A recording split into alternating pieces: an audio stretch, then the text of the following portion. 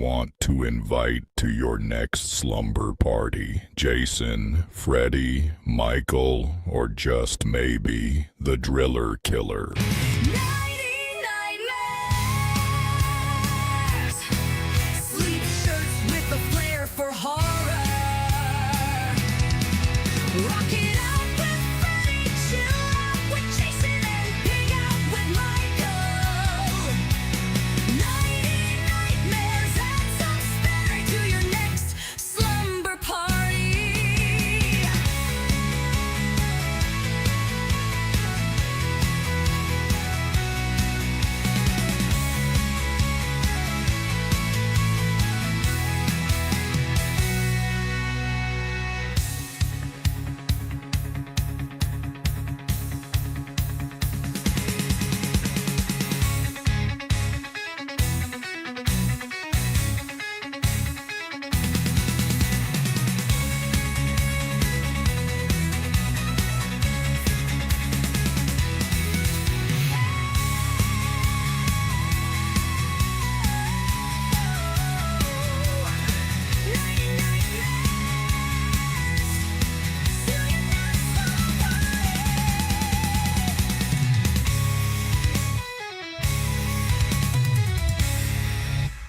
Announcing Nighty Nightmares sleep shirts, exclusively available at deaditesondeck.com.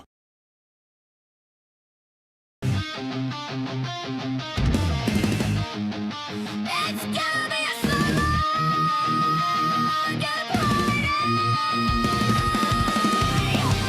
Evil touching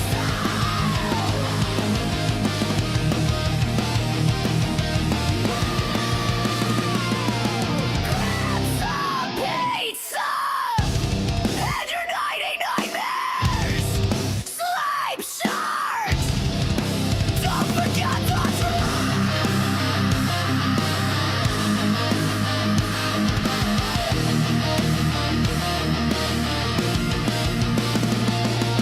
lock your door, turn out the lights, and prepare to scream.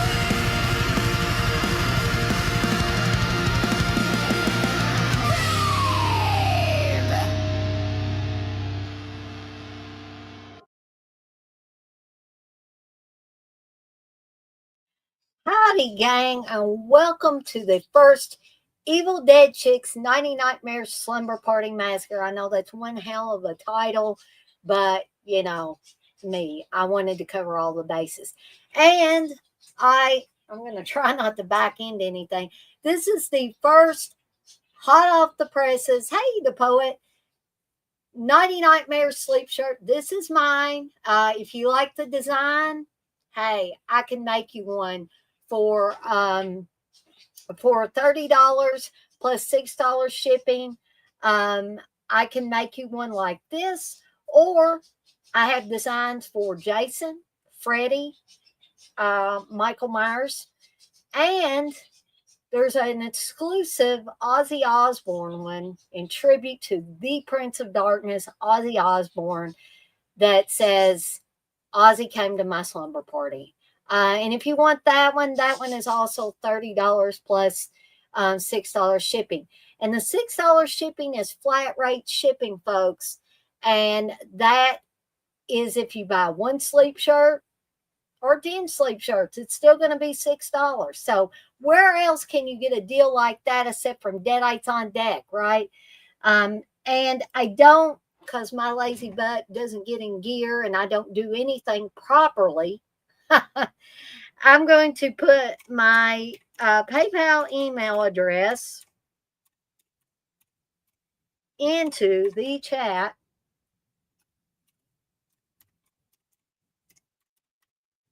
In case there are those of you that want to get your hands on one of these sleep shirts. Now, yes, these are kind of marketed for ladies. But I'm not going to say a guy might not want one or a guy might not want to get one for his lady, right? So I want to advertise these. I want to put it out there. And what better time to advertise them than when we're having Evil Dead Chicks 90 Nightmares Slumber Party Massacre, right? So pick yours up now, order yours now so I can get these shipped out to you as soon as possible. Yes, I do have the cross necklace on. This is kind of in tribute to Ozzy, but it's also to protect me tonight, right? As I'm doing this Slumber Party Massacre special edition from Deadites on Deck. And Deadites on Deck is also the name of my horror shop, deaditesondeck.com. If you can remember the name of my channel, which is Deadites on Deck, you can surely remember deaditesondeck.com. Now, for the sleeve shirts, they only come in one color, the pink with the heather gray sleeves. But you need to send me your name, your mailing address, and your size that you need for that. For t-shirts, I have some, I have the Spooky Dog and Sebastian meet. I have an Aussie one, and I have a Robert England one, and those are $20 a piece plus $6 shipping. That doesn't matter if you buy 1 or 2 or 10, it's still going to be $6 shipping, right? And those are not up on the site just yet either. But you can send $20 plus $6 shipping to my PayPal email address and send your name, your mailing address, the color that you want. I can do all colors in the t-shirt, even black. If you want black, I can do black. Okay. I have a process in place to be able to do that. Your size, if I didn't say that already, excuse me. So I'm going to get started here soon because I did have 3 or so people and now I'm down to 1. So, and that may be the poet. Hopefully I haven't lost the poet. The poet is pretty, he usually stays on here mostly for the duration. I'm sorry, I had a spot on my glasses, and those of you guys and gals that wear glasses know that is super annoying to have a spot every time you move your head or move your eyes. You see that spot. The poet, you say you've seen the first movie but can't remember the second one.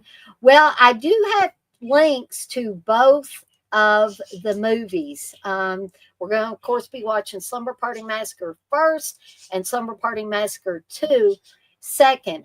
These are on Tubi if you don't own your own copy of them, okay? I am going to be watching the Blu-ray versions of these two, but we're not going to be watching the extended version on the second one. Sorry about that, because I believe the Tubi version is the slightly cut one. I mean, it's still got a lot of cool stuff in it, but,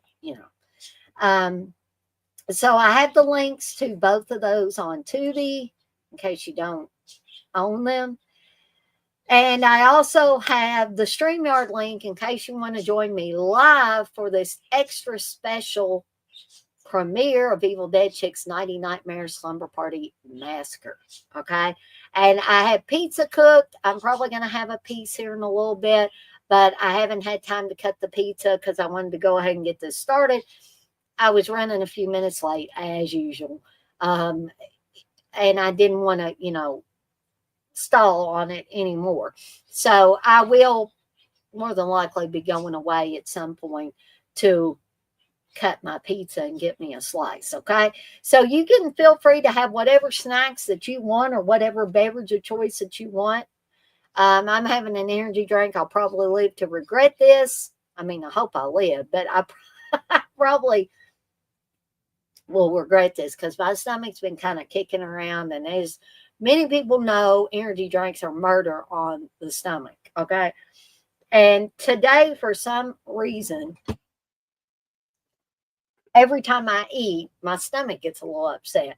And I don't know if it's this new, me and Candace don't like to call them diets. We've talked that over with each other.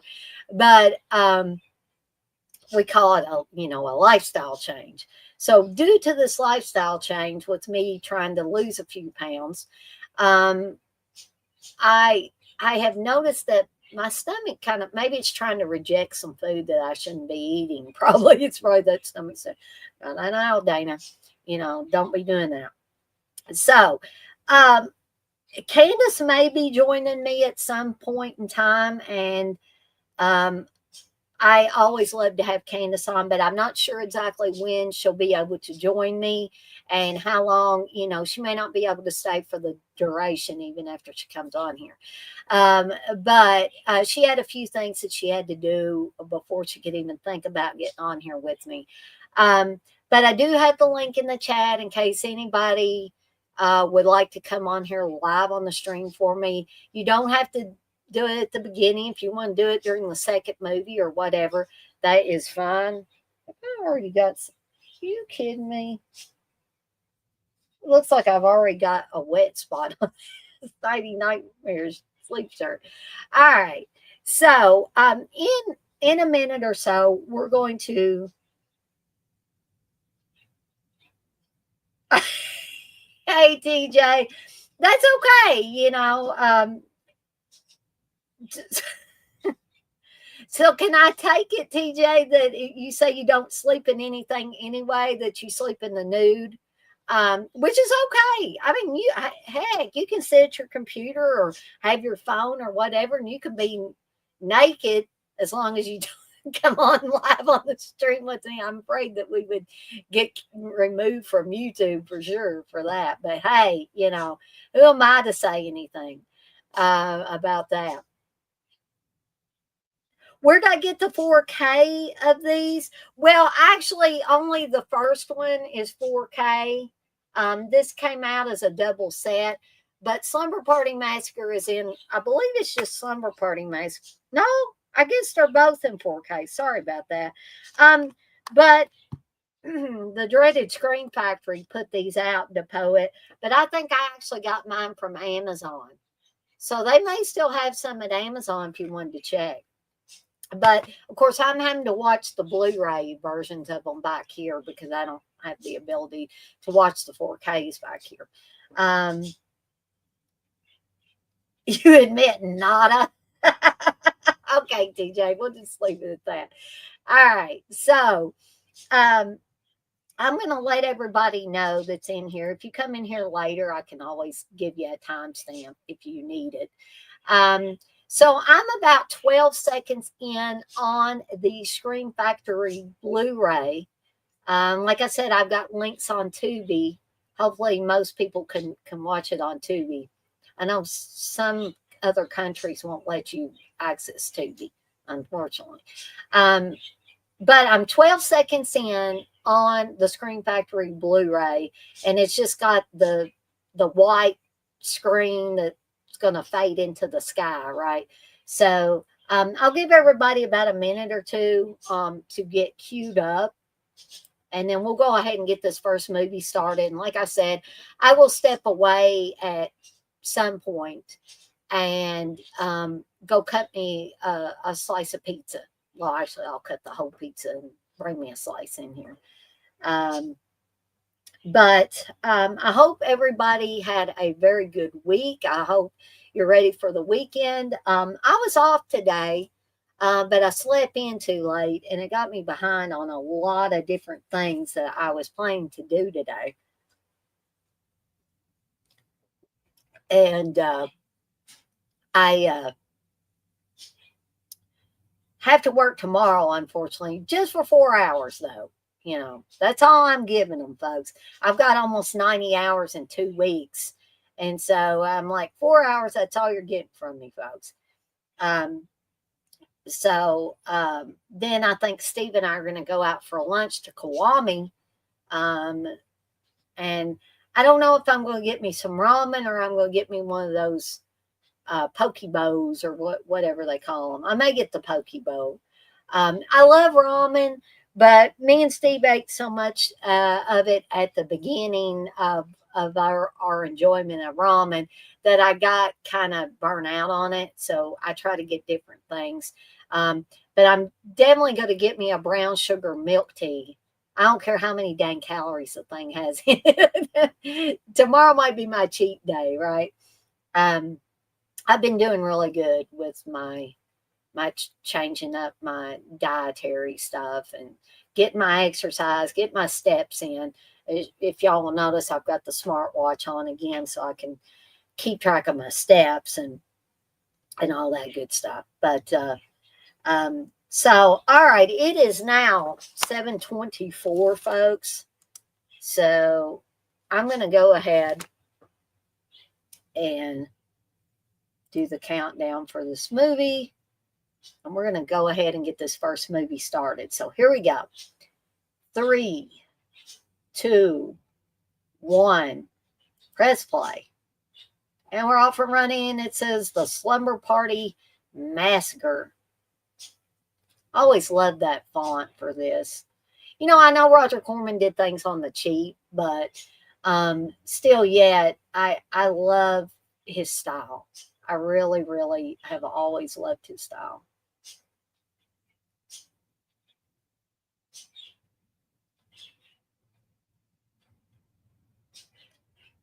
And one thing Roger Corman never, ever shied away from was showing nudity in his movies, right? Because Roger Corman made sure he followed the formula almost to a T. And we're going to see some nudity from, is it Michelle Michaels? Is that her name? I think it is. We're going to see some nudity right off from her here in just a little bit.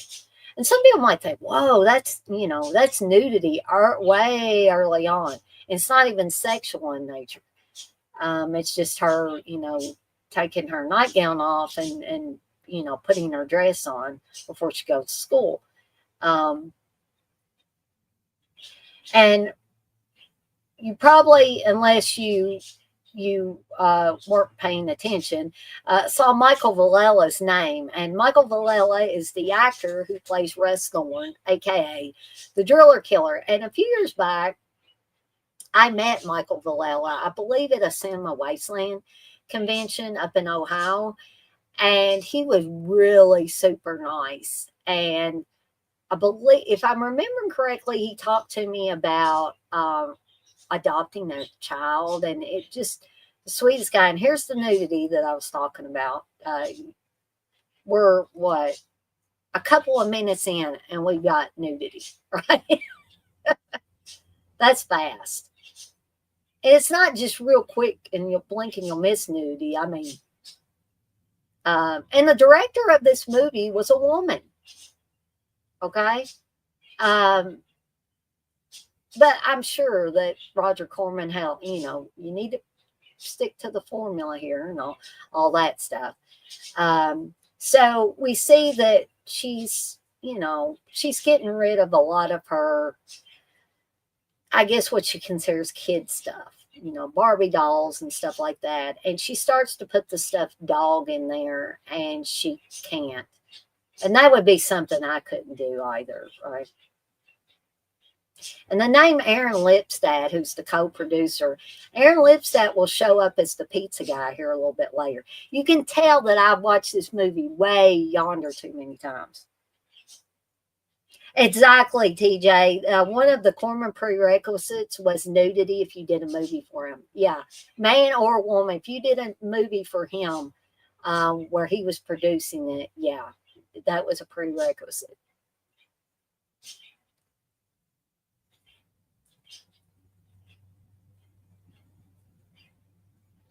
I have a funny story to tell about the guy. His name is Ryan Kennedy or Rig. I think he goes by Rig Kennedy now. The guy playing the neighbor, Mr. Content. I know Internet Movie Database, a lot of different people put information on there. And for a long time, and I don't know if they had this guy confused with Jamie Kennedy or what, but they said that this guy here, who's obviously looks, maybe in his late 40s, late 30s, early 40s, and this is produced and directed by Amy Jones. They said that he was one of the kids at the high school that had the mask, the ghost face mask on, and it would scream, running through the halls and scare Sydney and makes her unnerved. They said that guy was the kid in that, and I was like, what? But eventually I saw that had been removed in the last several years. That had been removed. And these two guys here are Neil and Jeff are actually both homosexual. They've come out as homosexual, which is not a big deal at all. But, I just always find it funny when you've got guys who are playing red-blooded, And of course, during this time period, even if you were gay, just like Mark Patton, you did not want the world at large knowing, or especially, you could probably consider in the early days your acting career would be over, especially in Hollywood. It would be over. Maybe not as much in these low budget horror films, but generally speaking, even if these guys, which they probably were really homosexual at this stage, they probably wouldn't want to let it be known. So I just find it amusing to me. I'm not being detrimental to homosexual guys at all. Yeah, Rock Hudson got a lot of women. You're right, TJ. That they're playing, red-blooded, horny male teens. And I heard that the guy in the purple standing there beside Neil and Jeff,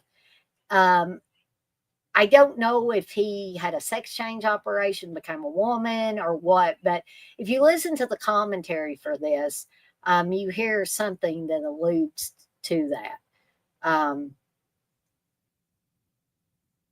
And there is Miss Robin Steele there in the yellow shorts and the white shirt that just threw the ball to this other girl on the ball team. And by the way, I'm going to say something about this, but Robin Steele is a beautiful, beautiful girl. I just, I could only hope to look even a fraction like her.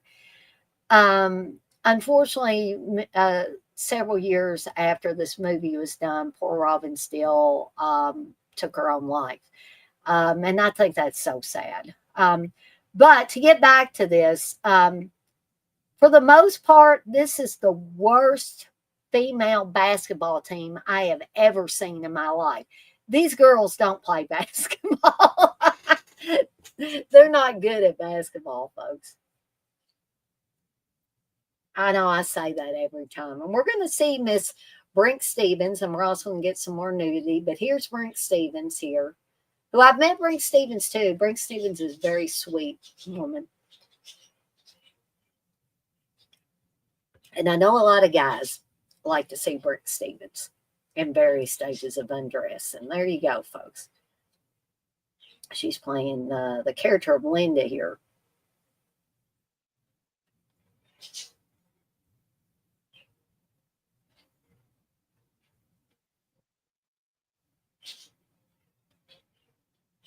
Just a question, folks, since they're talking about football players, if y'all are not too focused on her ass there.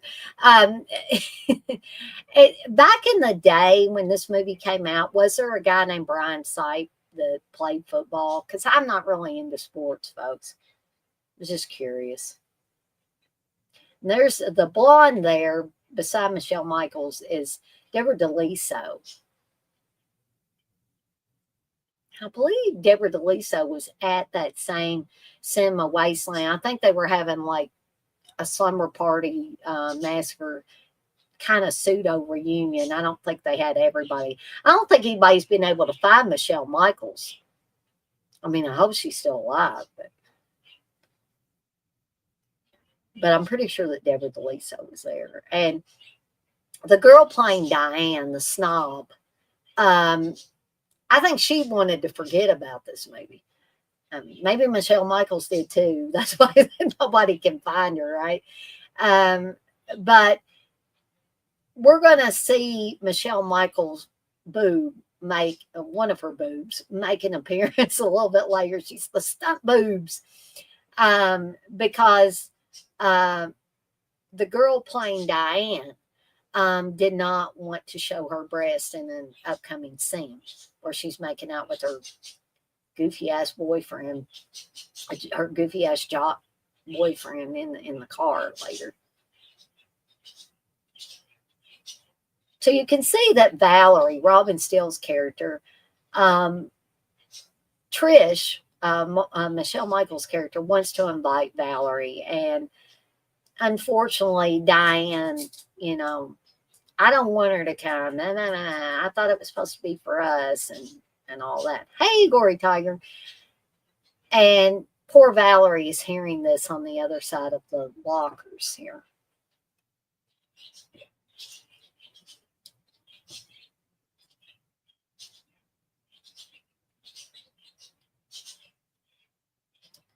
So, Valerie's feelings are understandably hurt, right?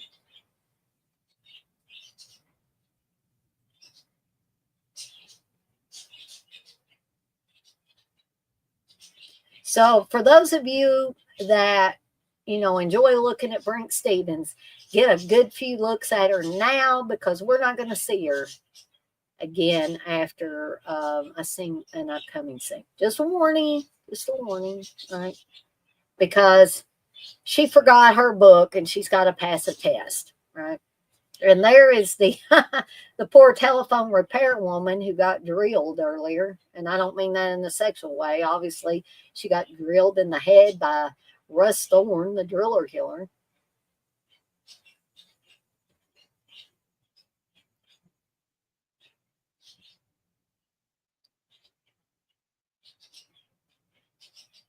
I also think Brink Stevens is really beautiful here. I think that this is a really good look. Of course, it was early 80s too, I know. I'm not saying that because she's older now. I'm just saying I like that look. I like her hair and everything.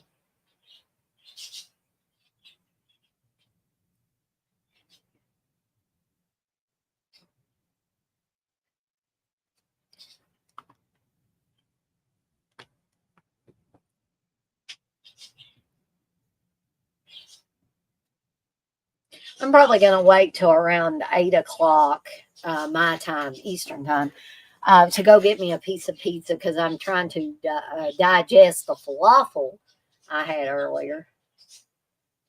Steve went and got us something from the Mediterranean restaurant that's just, right outside our neighborhood. That place is super popular. It's very good food. I love their falafel. And it doesn't have as many calories in it as some things do nowadays.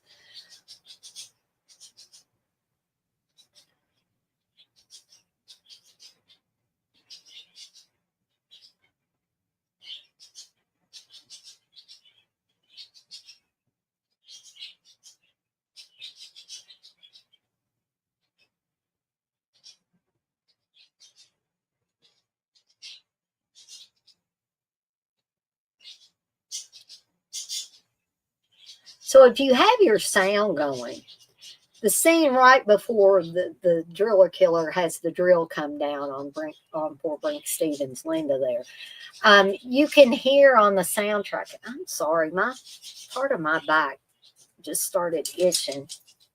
Oh, sorry about that, folks.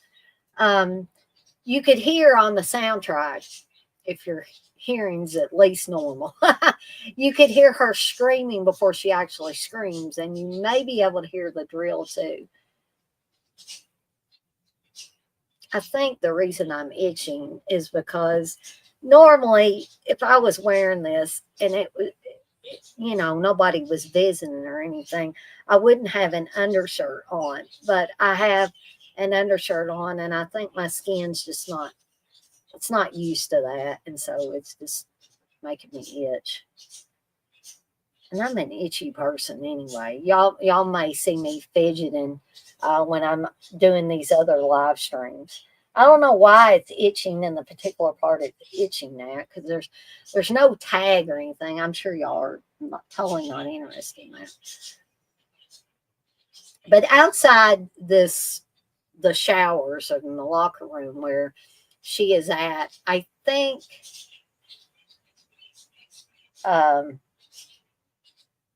you're going to see a sign before he gets her here that says emergency drill procedure. And I know that's not just a coincidence. And I always found that funny. Actually, my whole back is itching. I don't know. I would have to get on here and be itchy.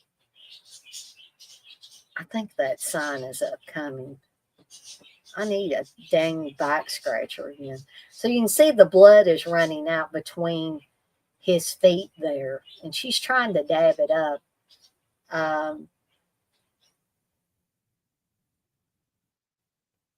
But it's too late. You know, he's gonna see it.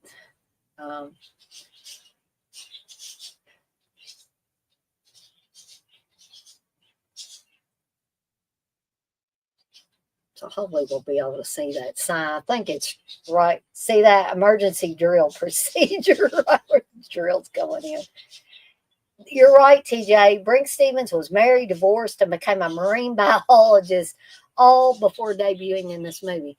And see, that's a good point to bring up about her becoming a marine biologist, is that a lot of times people get these impressions of these women that are screen queens that they're just tits and ass and no brains, right? But that's not true for a lot of them. A lot of them are very, very smart women. I think that guy driving the motorcycle is on the crew. I can't remember which one he is, but I think he's on the crew.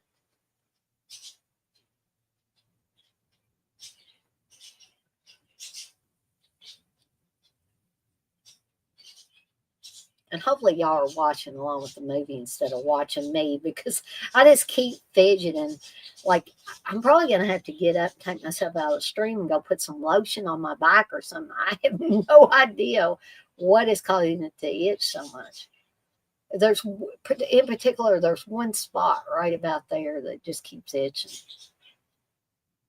Dang it, Woodham and I'm not itching all day.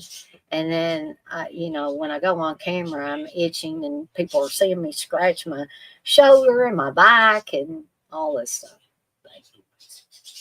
Like I said, I don't even think this undershirt has a tag or anything on it where it would be sticking me. And here's this goofy ass boyfriend of hers, of Diane's I was talking about, John Miner. This guy's a complete dumbass.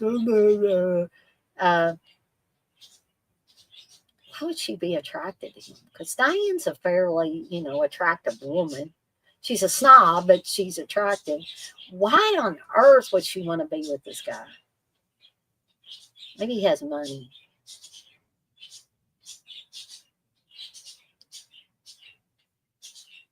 What a doofo.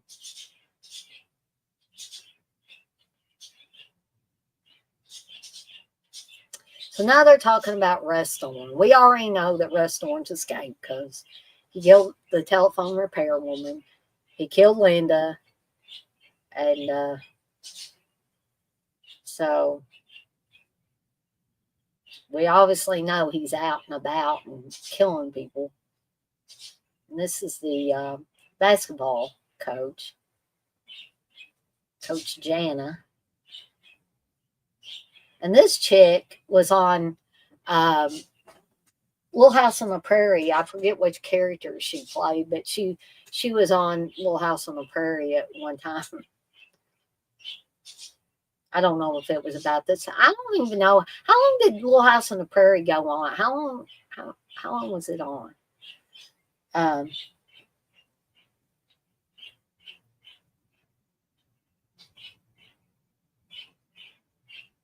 And something else that I've noticed about this movie, and I don't know if it was necessarily by design or not, but the screenplay was written by a feminist writer, so it could have been by design.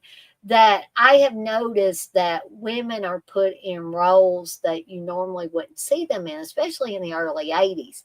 And I think that's great that they did that, though, that they're showing that, even in a horror movie, that a woman can do basically anything she sets her mind to. Exactly, TJ. That's a good point. You say all the older women in this have jobs, and the one guy is a neighbor who don't seem to work. Yeah, exactly. I think they were trying to make a point here.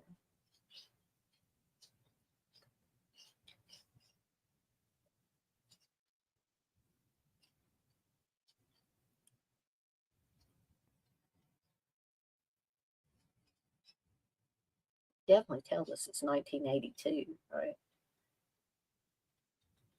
The floor model television, the record player.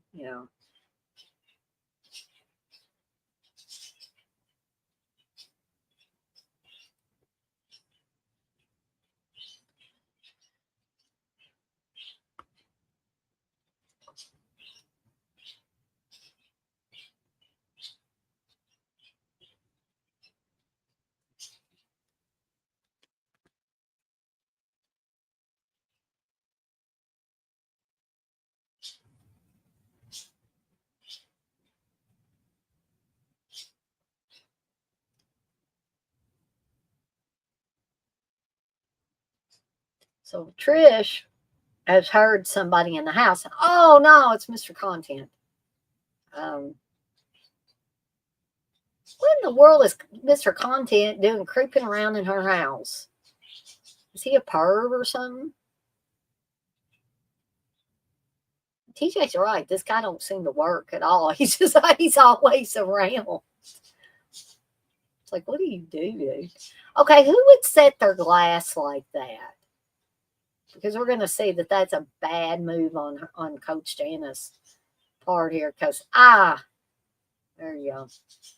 You had that nice glass of grape juice, and now you spilt it everywhere, and or I'm guessing it's grape juice. I mean, it could have been wine, but my thoughts were that it was grape juice. She's almost got like tile countertops like we do in our house. I probably missed that, TJ.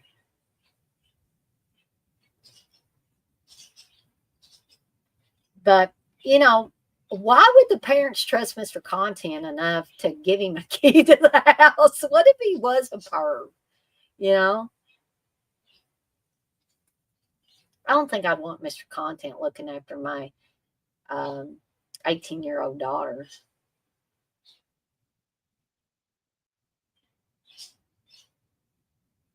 And I think Trish even makes I know how parents think. I have parents.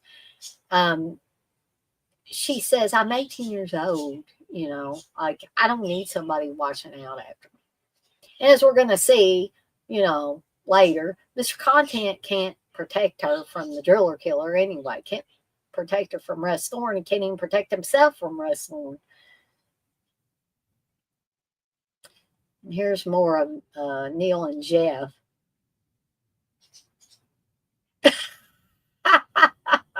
I guess she does, DJ. The gym teacher just has a hole in her front door.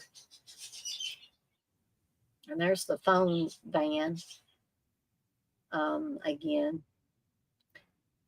Poor Valerie seeing the girls, coming to Trisha's house for the slumber party.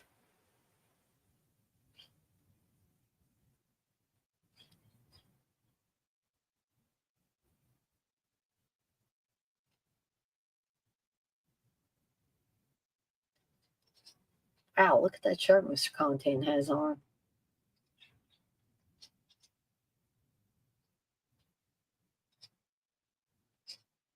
So, of course, Trish does not want Mr. Content to know that they have beer. And as we're going to see, they also have marijuana.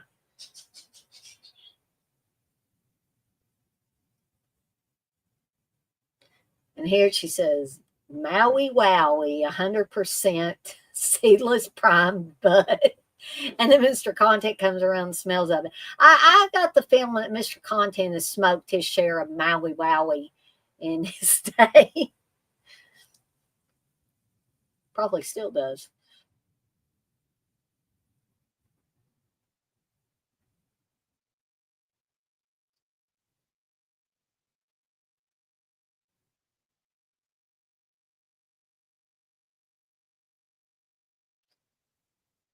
Apparently they used to put, I don't think it says granulated pure sugar now. I think it might say granulated sugar. I don't ever remember seeing granulated pure sugar. Maybe out in California where they obviously filmed this, maybe the sugar packaging was different. And you couldn't have your Kool-Aid without sugar, right? But you know what though? That at some point the Kool-Aid came with sugar in it, especially those big packages. I don't know if this early on it did, but boy, if it did, she was sure, sure as heck adding the extra sugar to it. They were going to be up all night and into the next day. Equivalent of energy drinks now.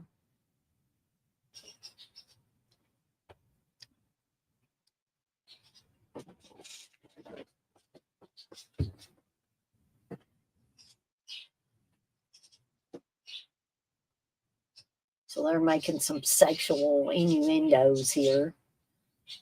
Y'all didn't catch that.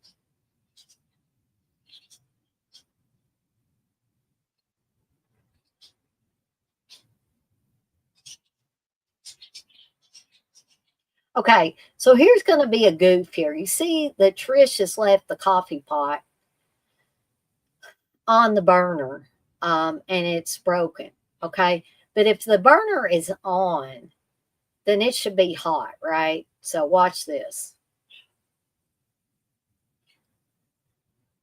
She picks it up and puts her hand right on the freaking bottom, and she doesn't burn herself, right? And they're all dying scared them.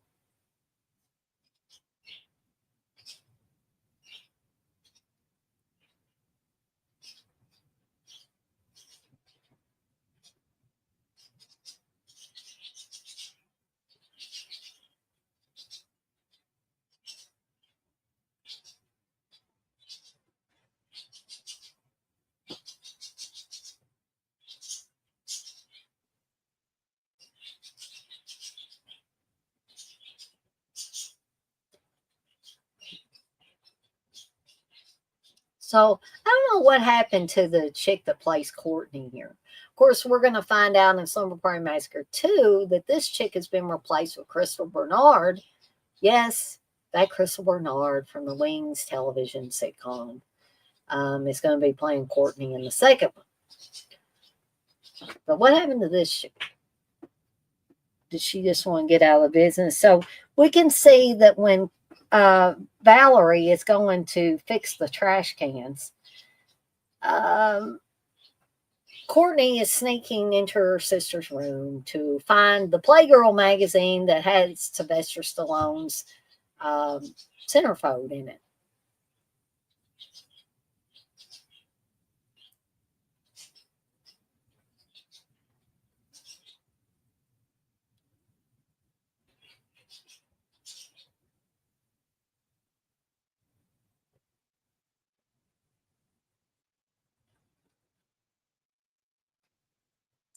It's just a driller killer taking a break there. I mean, he just wanted to take a break from all that killing because that takes a lot of energy. So he was just sitting in the swing there, and now he's left.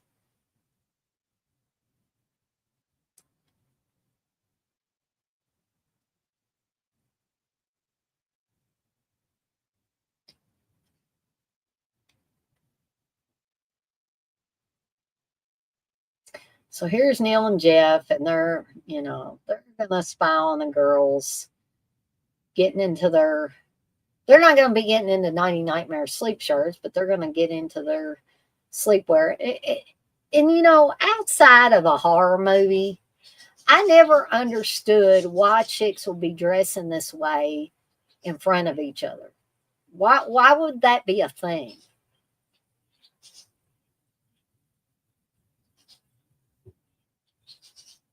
And people are probably thinking, well, Dana, this is a horror movie and they're trying to um, titillate the male audience. Well, I'm sure they are.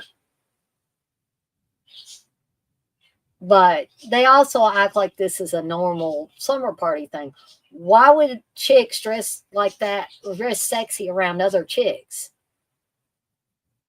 And, some of the, not maybe necessarily this stuff, but some lingerie, I'll be the first to tell you guys and gals, it's not very comfortable. So I don't know why you would want to, wear that kind of stuff unless you were trying to, look good for a man.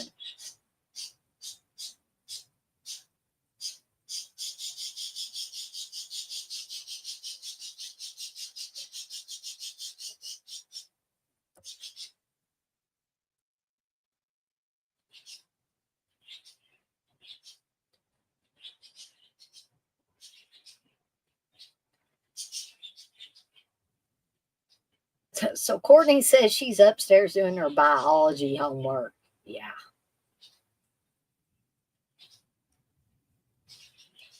And of course, Valerie knows what she's doing. She said, do me a favor, don't tear out the centerfold this time. I wonder what Courtney's doing with all the centerfolds from the Playgirls, because obviously she wouldn't want her mom to find them. Is she like hiding them under her mattress and like takes them out for some extracurricular activity or something?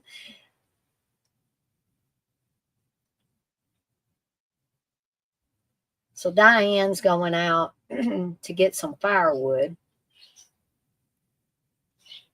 But why do they need firewood? Because it's, this is California, obviously, and it appears to be warm weather. I mean, whether it was warm weather or not at the time that it was filmed, but California is generally warm anyway, at all times of the year, right? So I don't know. That's just me. Why the heck do they even need firewood or a fireplace that puts, heats up? So there's Mr. Content. I don't know anybody that has ever went on snail hunts to get rid of snails that eat up your vegetable garden. Maybe I'm just not in the know. Does anybody go on snail hunts? Do they know anybody that goes on snail hunts?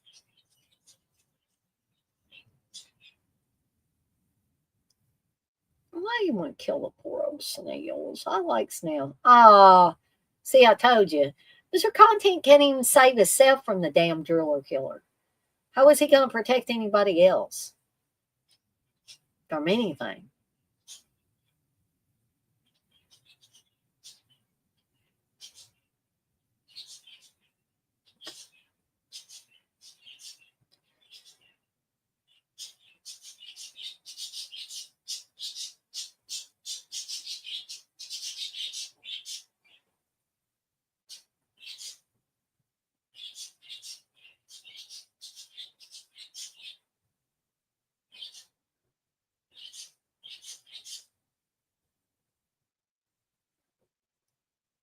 So the girls are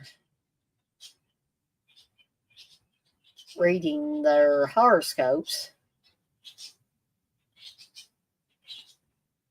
Now, what Trish has got on there, that looks pretty comfortable. But I have seen movies where all the girls are dressed in nighties, negligees. And, I'm not going to go into deep details, but I'm just here to tell you guys and gals that negligees are not comfortable wear. I would not want to sleep in them. Okay. They're fun for what you want to use them for, but they're not good to sleep in. Right.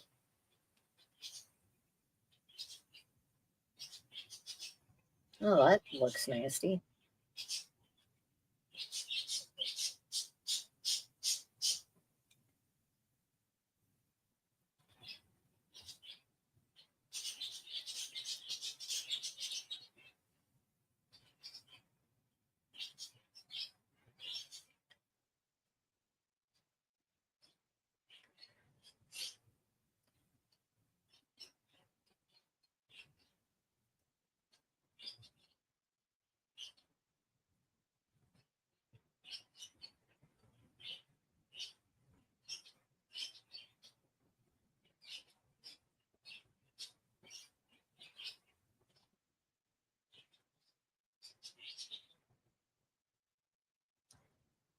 So, guys and gals, in about a minute or a few more seconds here, I'm going to be just removing myself from the stream temporarily. For those of you that are watching the movie, please continue to watch the movie. And I'm going to take a restroom break, and I'm going to get me a slice of pizza, and I will be back in a few. If anybody comes in and says, "Hey, where's Dana? Can somebody please, let them know that I will be right back." So it is now 8 o'clock. So I'm going to remove myself for a few minutes. Y'all continue to watch along for those of you who are watching the movie. And I'll be back in a few.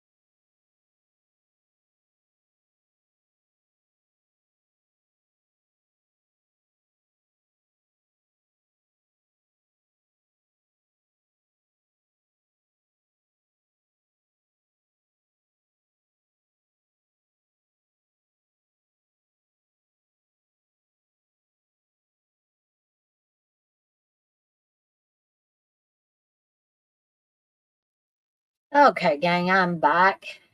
And there we go. Just adjusting that a little bit. And I've got my pizza.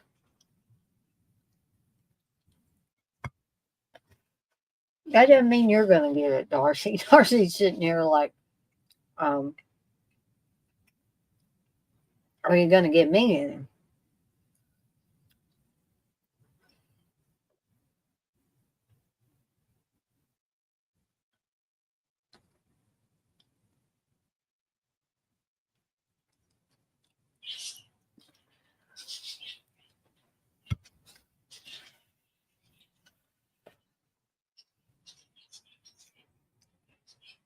And I'm going to attempt not to make a mess of my sleep shirt.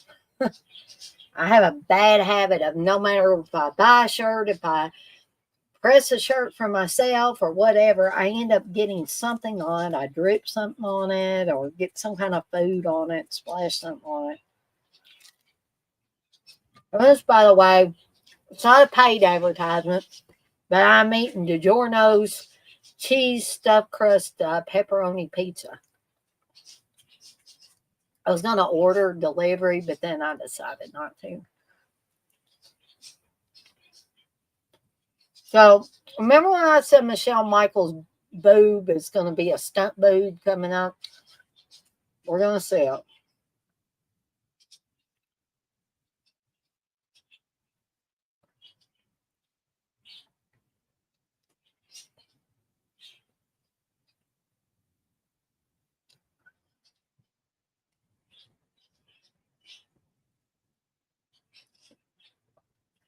So, there's Michelle Michaels' boob. Not the actress playing Diana.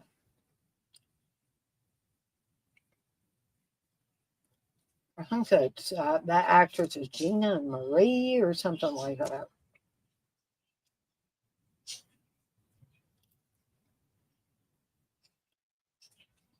Diane, you're just a tease.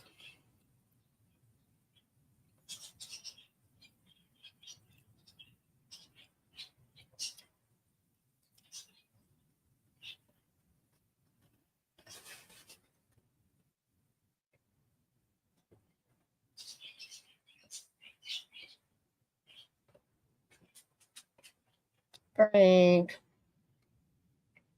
you on a diet, Frank.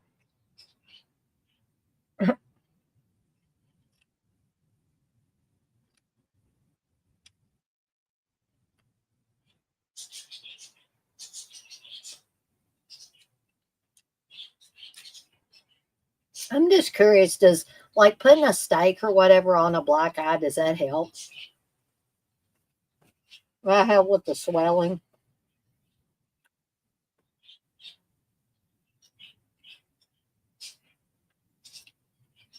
Thankfully, I've never had a black eye, so I don't know.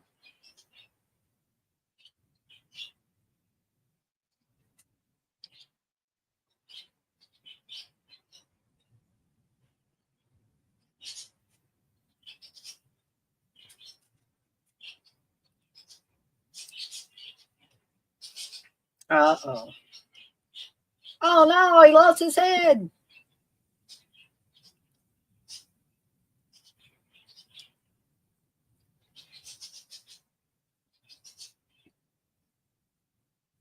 Uh-oh.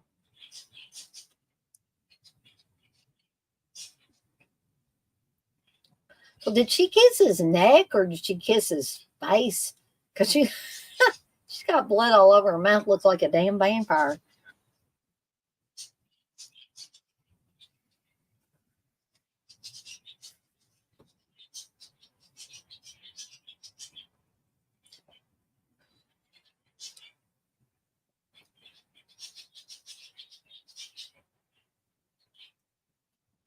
Courtney's hoping they're doing something funky over there.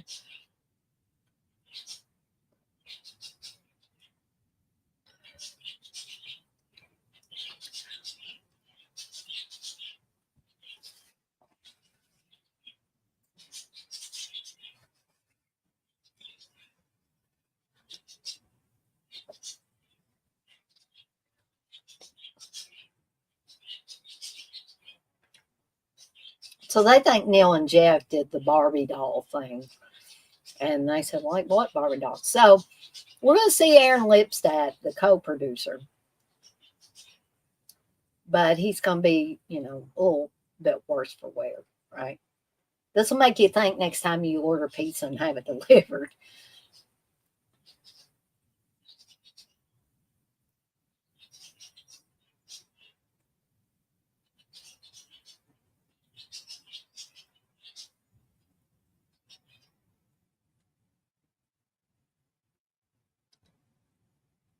Uh-oh. That's Aaron Lipstadt's claim to fame there, folks.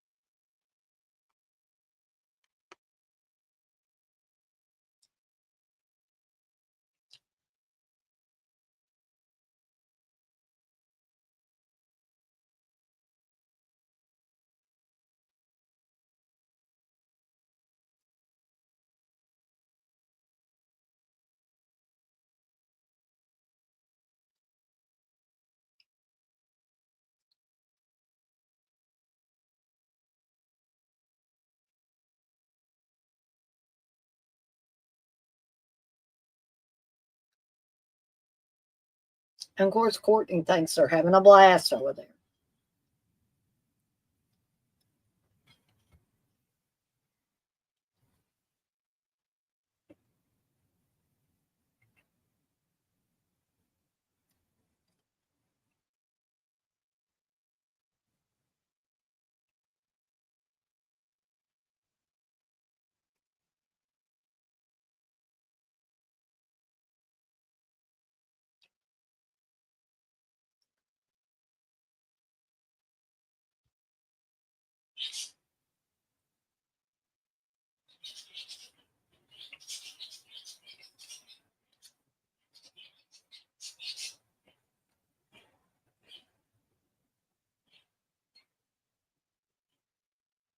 So the guy playing Neil there in the blue on the left,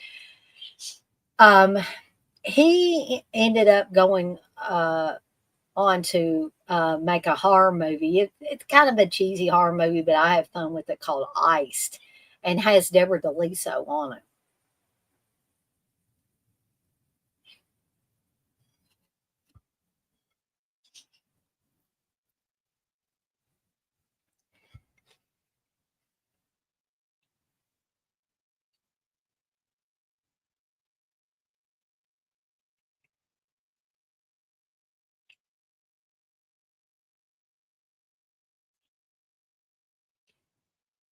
Yeah, but Mr. Content's dead now, folks. Of course, they don't know that within the movie, right?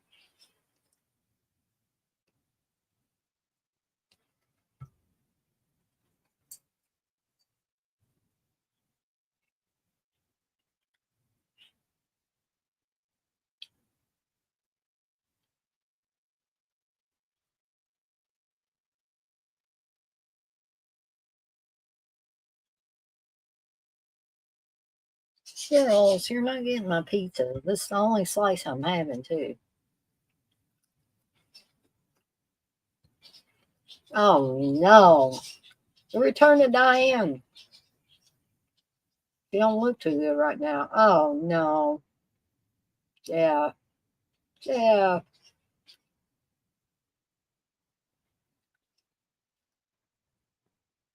Okay. Quiz time, folks. What's the movie that's playing? TJ, come on. I know you, if you're still in here, I know you got to know what that movie is that Valerie's watching on TV.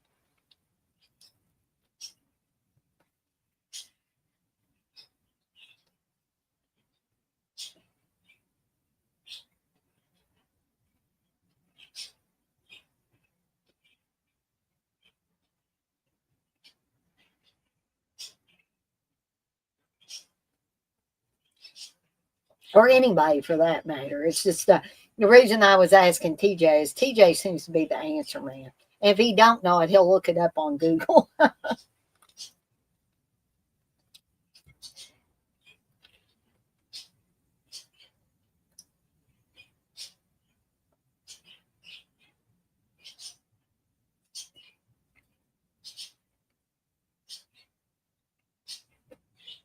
Thank you, TJ.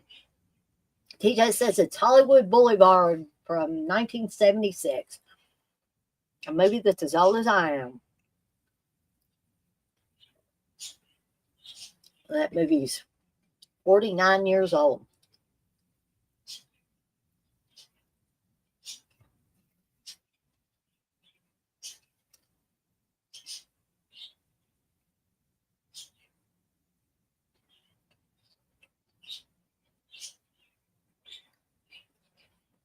I don't think I've ever actually seen Hollywood Boulevard though.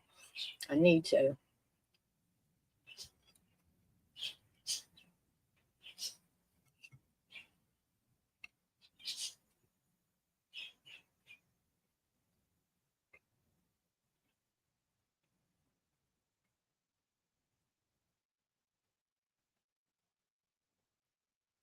Or if anybody ever had a duck lamp like that. I never had a duck lamp, but somebody might have.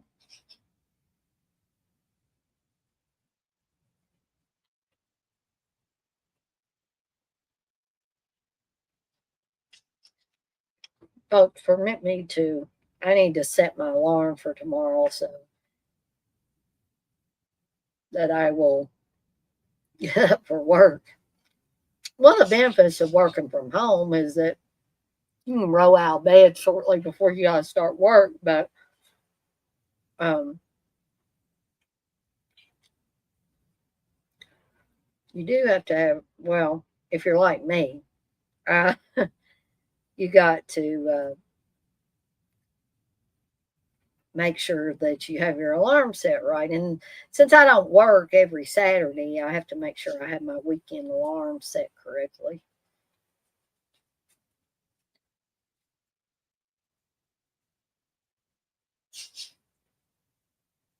Okay.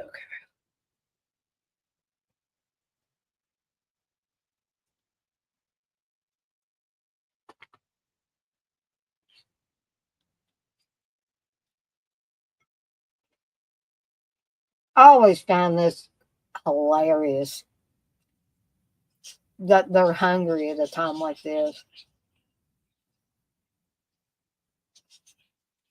Last thing I'd be thinking about is pizza.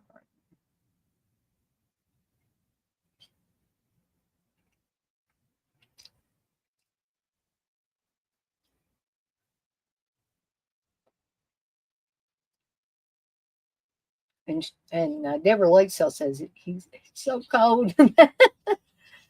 Then Jackie says, "Is it the pizza?" And then she puts it on this guy's back and she says, "Well, life goes on after all, and eating makes me feel better." And I feel bad. Boy, do I feel bad.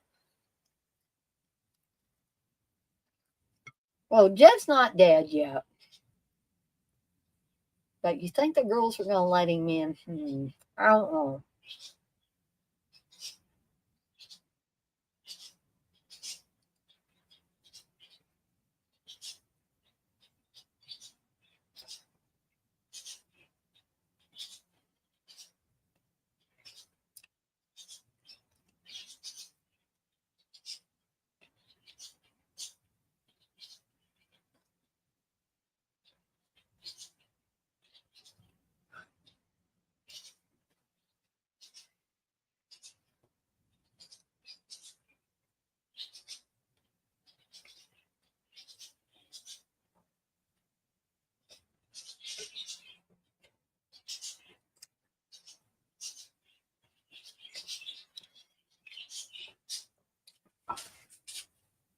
Okay, I'm just going to set this over here real quick. Get out of my way.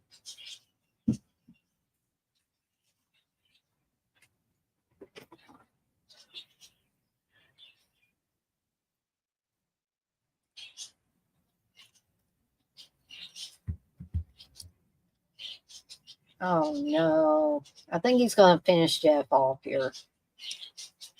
Ooh, that's, that's not good.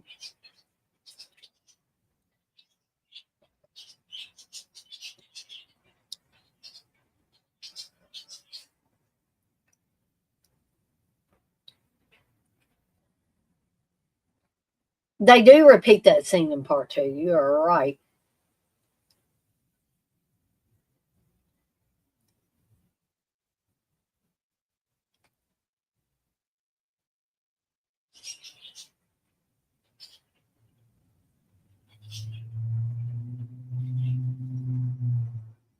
And here's a shocker for a film like this. We can clearly see through that sheer shirt that Valerie has a bra on. That's not typical of these types of movies, no matter how sheer their shirt is.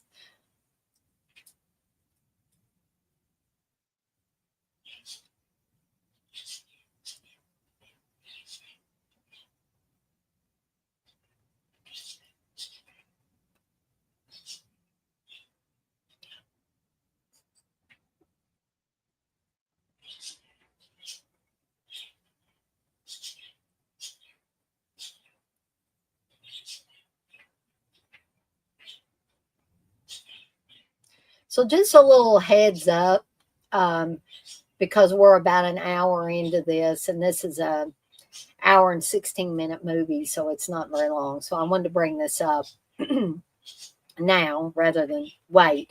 I don't have an intermission theme for this particular show, but I'm probably just going to play the Nighty Nightmares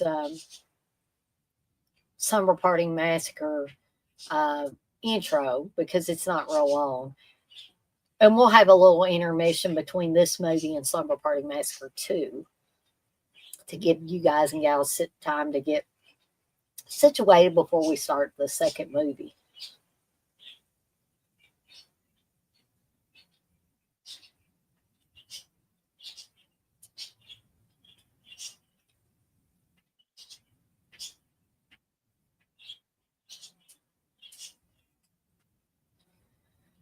So I can say we're officially coming up on the last quarter of the film. This film, it's enjoyable, it's fun, it's cheesy, it's all of those things that make a movie like this seem like half the time that it actually is, or that's my opinion.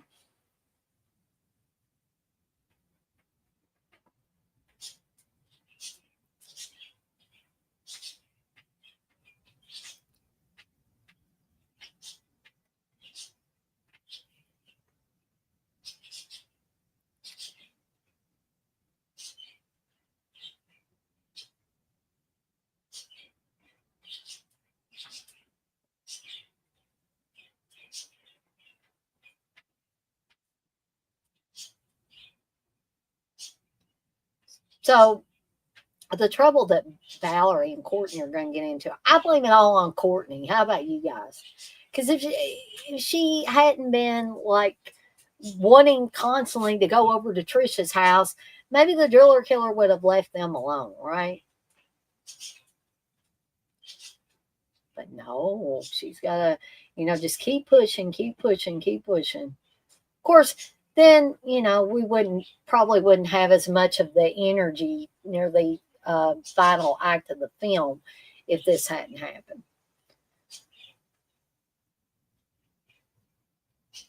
Who knows though?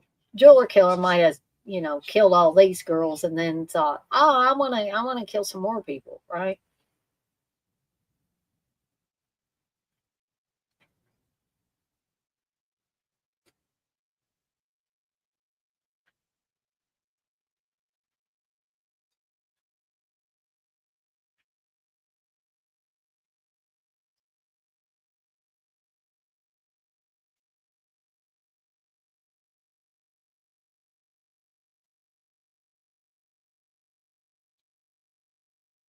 Oh, and I just wanted to remind you folks, I don't know if I said it at the beginning of this. I don't think I did. But I finally got the first edition of Commentary Chaos with me and Steve, ready to go. It's a commentary that Steve and I did a while back um, for Rocktober Blood. And I'm going to be putting that up soon on the channel. DJ, you say that's a stretch. Valerie's too mocker.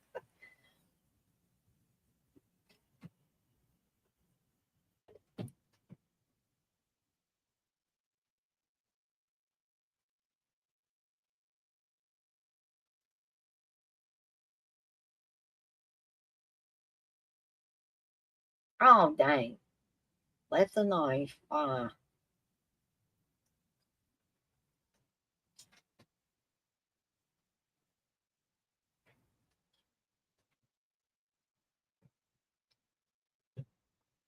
But see, like the, the typical slasher victim thing is they never finish them off, right?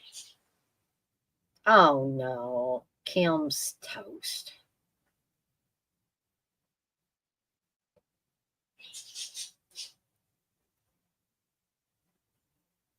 And Valerie's still looking for Courtney.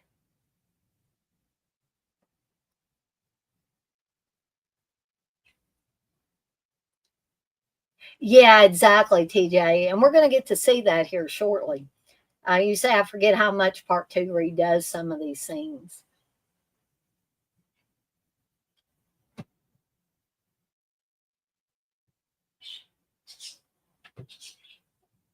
Frank, what are you doing over there?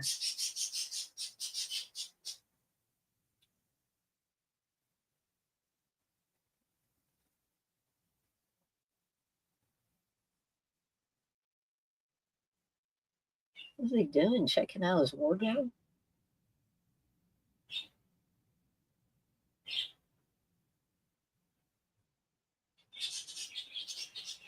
That's something I never did and don't do now is hang, my undergarments on a hanger or something in the shower.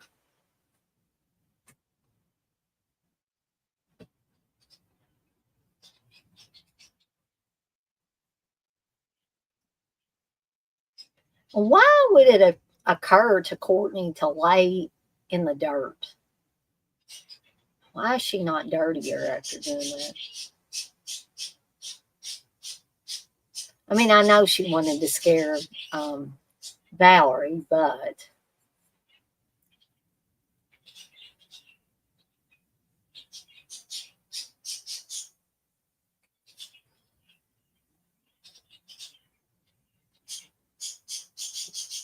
so we got about 11 more minutes, not much left of this one. Like I said, we're going to have a little intermission. Allow everybody to, you can take a bathroom break or a snack break anytime. I don't have any rules about that. But, if you're really wanting to watch along with these movies and want to try to make it back before I start the next one, the intermission time would be good time to take care of those things. And Deborah DeLiso said she was literally, because that's her, holding on to the light bulb or the light bulb fixture in that refrigerator. So they were actually closing her up in the refrigerator.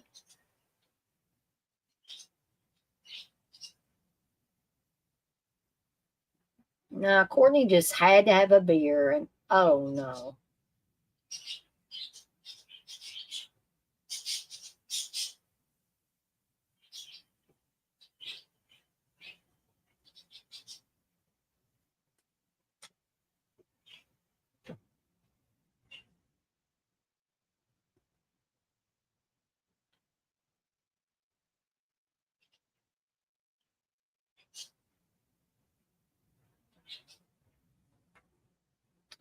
And you see the movements, the eye movements and the head movements that Michael Valella is doing there. And if you watch interviews with him or listen to the commentaries for this film, he talks or he talks about that, and that he tried to mimic a peacock the way a peacock would move its head.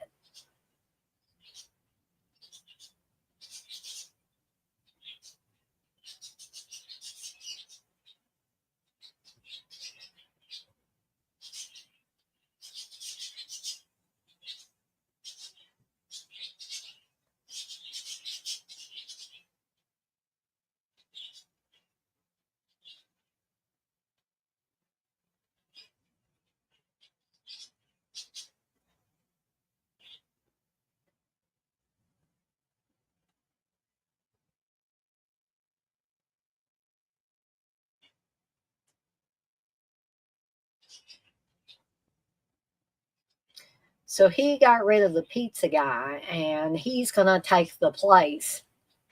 I guess he's assuming somebody will come in there and he can kill them. I guess if he figures he hides like that, eventually Valerie and Courtney will come out and he can kill them. Or Trish, of course.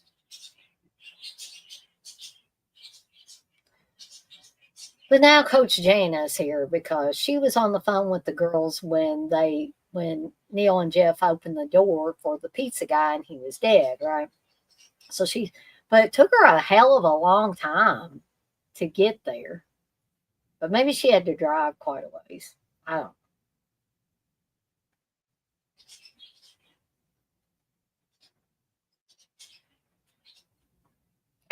know. The way she looks when she sees that body. Yeah, Jason hid in a bed in Friday 13th Part 2. You are correct. See, you could say, the killer could kill two birds with one stone, right? They could take a little cat nap and be prepared to kill the next victim, right? I like that look on Russ Thorne's face there.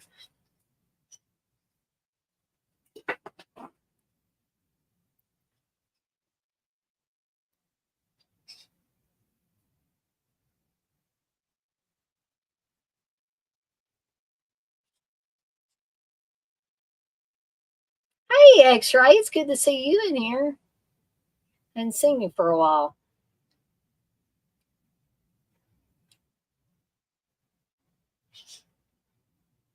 Is she going to run out of extension cord? Yep, she ran out of extension cord.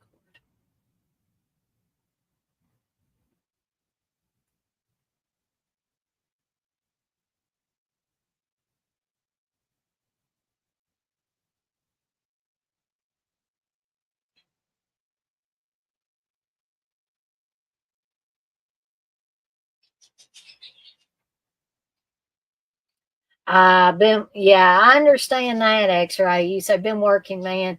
Don't really make it to these streams anymore. Yeah, sometimes, a lot of times work will definitely cut into us, not only people being able to come to streams, but also for people to be able to do streams. This whole week, I've really been wiped out.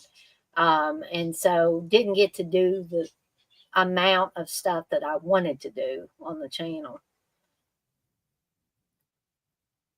Oh no. That's not going to be good for her digestive system, folks.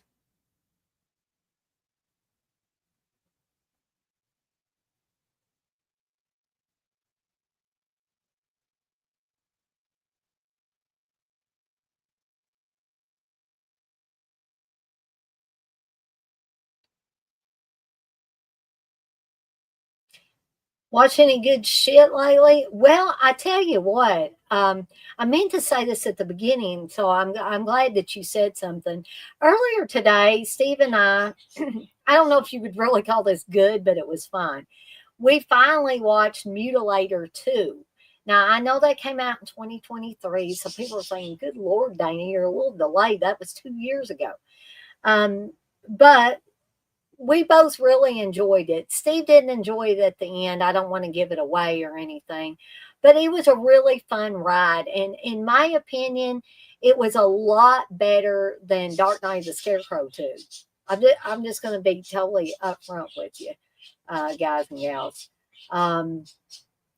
And I started watching my 4K of Sleepaway Camp 3. I got Sleepaway Camp 3 in before I did Sleepaway Camp 2, but that's okay. And the quality looked really good, but I'll probably do a Evil Dead Chicks excellent movie reviews and talk about the overall quality of it after I'm able to watch it all.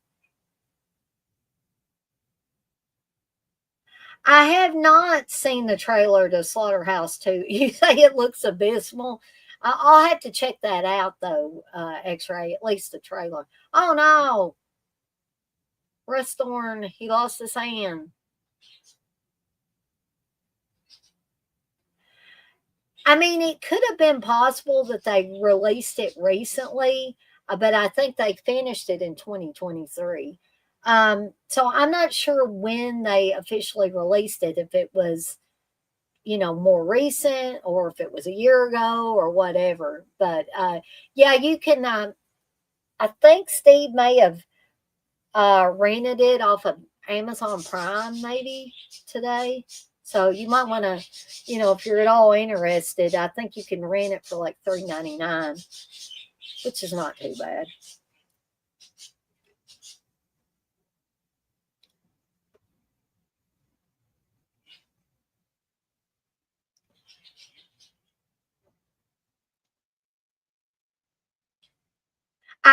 Yes, X-Ray. I'm glad you brought that up too. Actually, I've got to put out a Highway to Hell on that. Last weekend, Steve and I went to see Weapons, and I think we both really liked it. I don't. Do I recommend? Yeah, heck yeah, I recommend it. It's a wild, fun ride. You say I know nothing about it, but keep hearing people jizz over it. You and Steve seen it yet? And you say you might see it with a friend. Yeah, y'all, gang, y'all be on the lookout for our upcoming Highway to Hell. Me and Steve don't give any, no spoilers. We don't give any spoilers away. But we did go to see Weapons last weekend. So we're almost at the end of Slumber Party Massacre. If you've got your sand on, you heard the sirens wailing. Apparently, they did end the driller killer. Combination of Trish and Valerie and Courtney. And so we are going through the credits, and as always, I will let the credits run.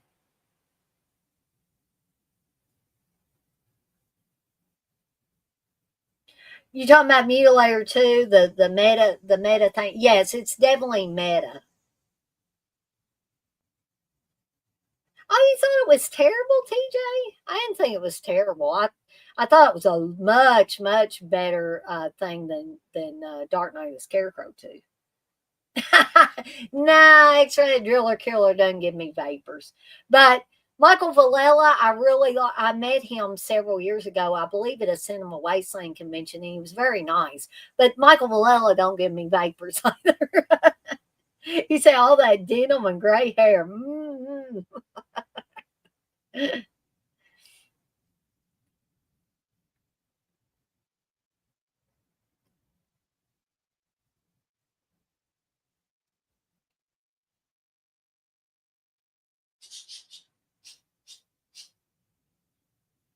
So actually, this was copyright 1981, but I believe it was released in 1982.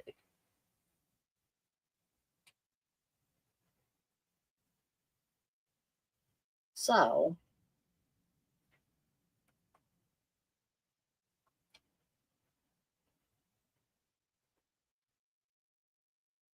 I am going to take this one out.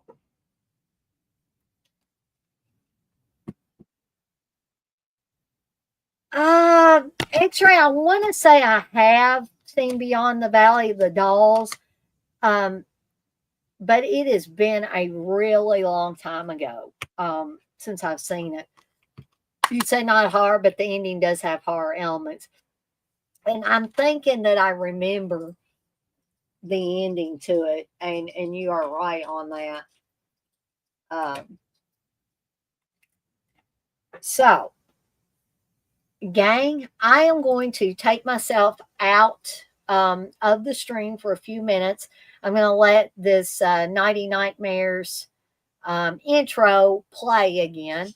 And I will be back in a few and, 5 or 10 minutes.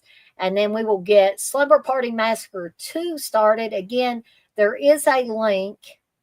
Hold on just a second. This every time I put in a disc, this other software comes up, and I don't like it to come up there. Okay. There is a link for Slumber Party Massacre 2. Hey, Shelby.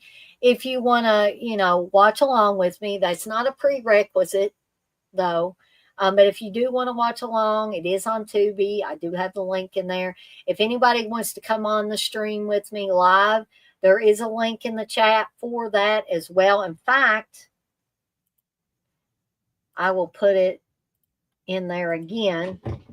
Like I always say, the only prerequisite is that you got to have all your clothes on and that you behave on the stream. So I'm going to go away for a few minutes, and I will be back, and then we will get Slumber Party Massacre 2 started. Be back soon, folks.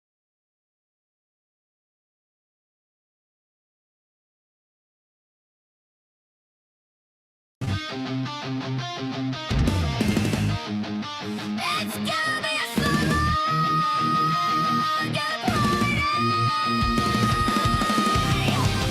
Evil touching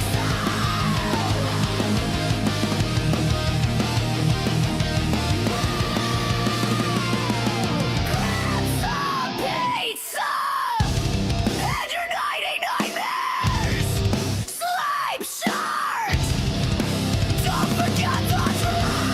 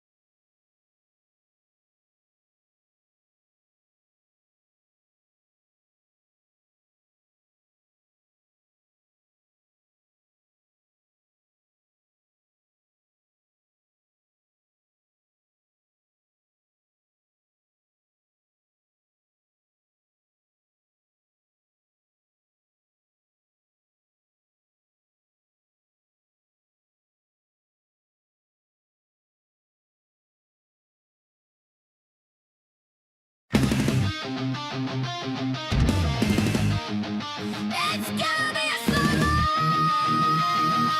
party. Evil touching soul.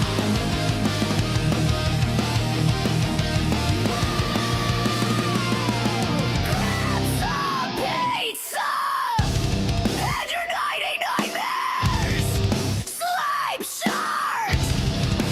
Don't forget the truth.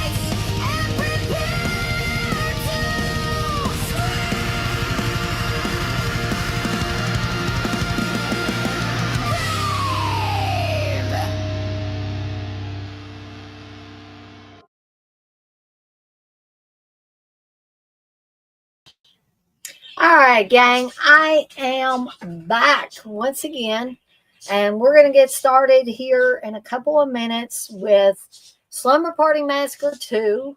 I do have a link in the chat for Slumber Party Massacre 2 as well, in case you want to watch along with me and you don't own a copy of your own. Also, I put the StreamYard link in again, in case you want to join me live. Well, hey, Blissful, long time no see. I'm glad to see you in here. So just keep that in mind. Like I said, the only prerequisites are that you have to keep your clothes on if you're live on the stream with me, unless you're audio only. And you got to behave yourself in here. That's the only two prerequisites I have to coming in live on the stream with me. I miss you too, Blissful. I was just thinking about you today, actually. I probably should have messaged you. But I'm going to let you guys and gals know where I am queued up to on this movie. I'm 11 seconds in on the Scream Factory Blu-ray for Slumber Party Massacre 2. I'm at the Concord Presents screen. Okay, that's cool. You'll message me tomorrow. And so I'm going to give everybody about another minute that's going to be watching along to get queued up, and then we'll go ahead and get started with this wonderful movie, the sequel to Slumber Party Massacre. And once again, I hope everybody has had a wonderful week and that you'll have a fantastic weekend coming up. I won't be having any, I mean, technically this is a watch along, but I won't be having any watch alongs this weekend or next weekend. Normally I would have them the following weekend. But I am going to be going, Steve and I are going to be going to the Skyline Drive-In up in Indiana, where they're going to be screening Trick or Treat from 1986. And Mark Price is going to be there. And hopefully he's going to be signing stuff because I want him to sign my Trick or Treat 4K, my box set that Steve got for me, bless his heart. And, you know, I've said this earlier on that due to the passing of Ozzy Osbourne, and Ozzy does have a small part in that film as Reverend Gilstrom, which is, you know, if you know anything about Ozzy Osbourne, that's a very humorous role for him to take on. And so I don't know if they're going to have any sort of, you know, kind of tribute to Ozzy as well. If Mark Price is going to talk about Ozzy, I kind of hope they do, but you know, you never know. I probably need to get on the Skyline Drive-In site and check it out and see if they have added anything additional. I think autocorrect hates everybody, Blissful. I really do. But, gang, we're going to go ahead and get the second movie started here. So we're going to go ahead and do the countdown. And, for, you know, it's not a prerequisite. It's not a requirement that you watch the movie along with me. You can just get in here and, you know, hang out and listen to me talk about the movie. That is perfectly fine. If you want to get a refresher on your drink, if you haven't already, your drink of choice. I've still got this sour watermelon Ghost energy drink. I'm probably going to regret that later, but that's, you know, that's beside the point. And I've already had my piece of pizza, but if y'all want to, you know, get you some popcorn, get you some pizza, get you pork rinds, whatever you want to get, feel free. You can come and go as you please during these things. You know, I'm not going to know, and I wouldn't care anyway, you know, because these are always, I try to make these things loose and free form and fun for everybody, or hopefully fun for everybody. I still don't know if Candace is going to be able to join me or not. I haven't gotten a message from her for a little bit, but she did have to do some things before she could even think about being on here. So she may come in on this second movie. If she doesn't, I can only assume that, um, things took a little bit longer, but that's okay. As with everything, people that don't get to be in here when it's live can watch it on the replay and enjoy it. And I wanted to do before I do the countdown, I wanted to do a little spiel for these Nighty Nightmare sleep shirts. I have the Driller Killer one. This is my own personal one that I just pressed today. And if you want your own, I have a few different designs available. The Driller Killer design that I have on, there's a Jason Voorhees design, a Michael Myers design, a Freddy Krueger design, where they all say, this one says the Driller Killer came to my slumber party. Michael Myers one says Michael came to my slumber party. Jason came to my slumber party. Freddy came to my slumber party. And there is I don't think it's going to be a limited edition, but it's different than the other ones. And this is an Aussie tribute Nighty Nightmare sleep shirt. Okay. And it has Aussie. In fact, I could probably show y'all, for those of y'all that haven't gotten to see it.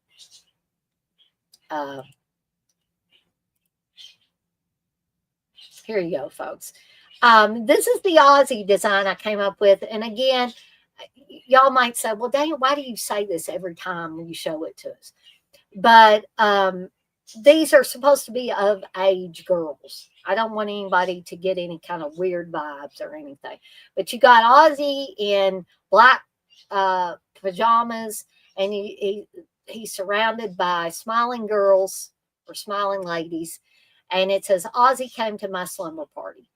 And all of these different designs, I'm going to remove that for now. All of these different designs are $30 a piece plus $6 shipping. And that $6 shipping is a flat rate shipping. That doesn't matter if you buy 1 or 10 sleep shirts. It's still $6, right? So all you got to do, and I'm going to put my PayPal email address in there. Please don't spam me, folks. A PayPal email address in here. In case y'all want to pick one of these up, because my lazy butt doesn't have them up on the deadites.com horror shop just yet. But again, they're $30 plus $6 shipping, flat rate of $6 shipping, whether you buy 1 or 10. Right now, the sleep shirts only come in the pink with the heather gray sleeves. So you don't have to tell me a color. Just tell me the size that you need, and send along your name and your mailing address so I know where to ship it to. Okay.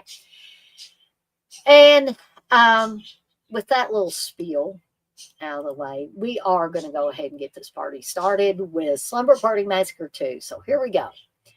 3, 2, 1, press play, and we are off and running.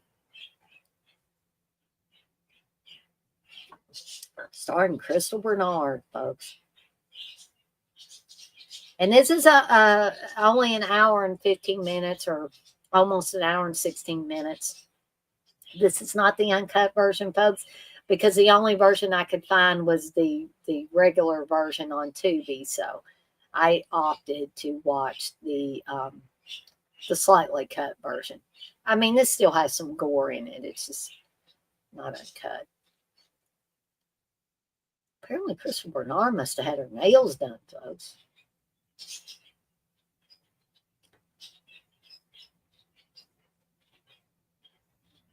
Oh, the days when my hair looked good spread out on a pillow. I won't see that again.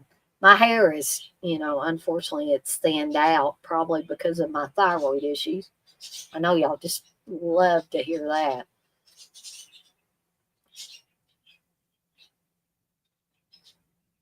But I'm sorry. I love Crystal Bernard. I loved watching Wings. But she obviously looks older than she's playing. Or she is older than she's playing here. Because apparently she's supposed to be playing a high schooler. Nah, you ain't no high schooler, Crystal Bernard. Can't fool us. She's having a dream about this guy she's got a crush on.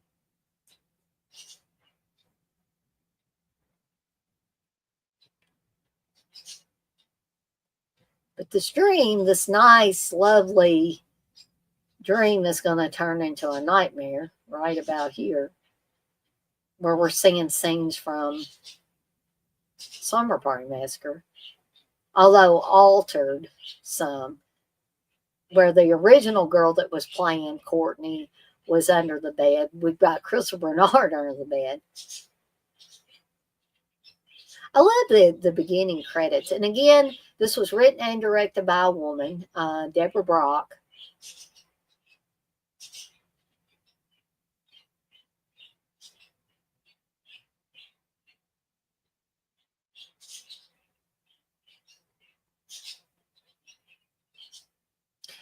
TJ, you say she looks younger than Courtney in the first movie, like when she has her hair in a ponytail. I still think that she looks too old to be doing this. I mean, but I love Crystal Bernard, so I can, I can deal with it.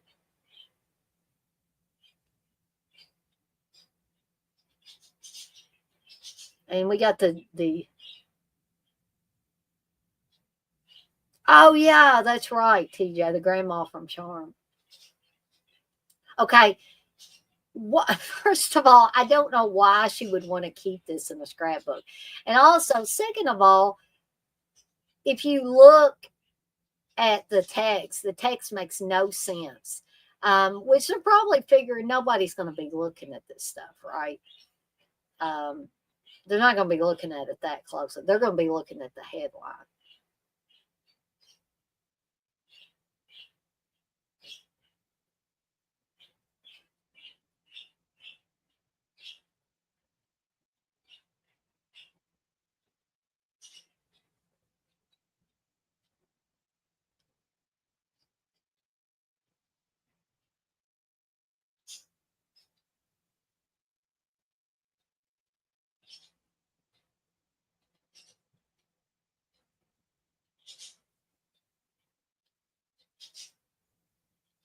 That's bad. That poor dove. That's right, TJ. I remember seeing that, but I missed it this time around. You say in her room is a poster of Atanas Illich, who plays the driller killer in this. He had an album out around this time. Yes, he did. He most certainly did.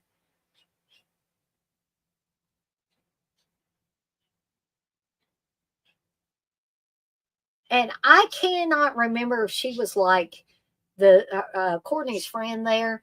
TJ, help me out here. And TJ might be saying, "What are you asking me for?" Did was she a Playboy playmate, or what was she? Courtney's friend there, but she opted not. She didn't want to do any nudity for this one, for this movie.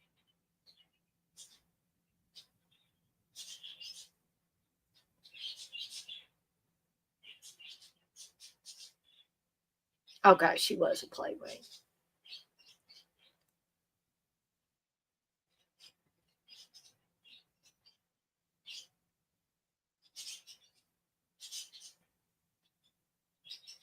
I remember my Aunt Sandy, who I watched a ton of horror movies with back in the day, telling me about this before I saw it. I think I had seen Slumber Party Massacre, but I had not seen this one, the second one. And she told me that it was so funny because the driller killer is like a rock star and he's spinning around, he's singing and dancing and stuff like that. And that indeed he will here shortly.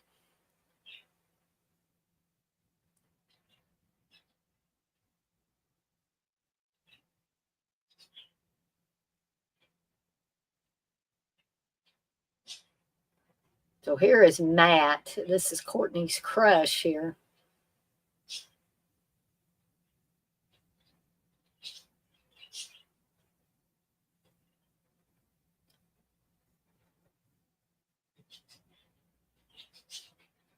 We're going to see another horror alumni coming up, Juliet Cummins. And she plays Courtney's friend Sheila. Which this role, if you've seen her in Friday the 13th Part 5 as Robin, you will see that this is a radically different role for her. Even though she takes her top off and lays down to go to sleep in Friday the 13th Part 5, this is a little bit more juicy of a character for Juliet Cummins. And Heidi Kozak playing the drummer for the band. Courtney's other friend, there's Juliet Cummins, by the way, as Sheila. But that's Heidi Kozak back there, who was also an alumni of a Friday the 13th film, Friday the 13th Part 7.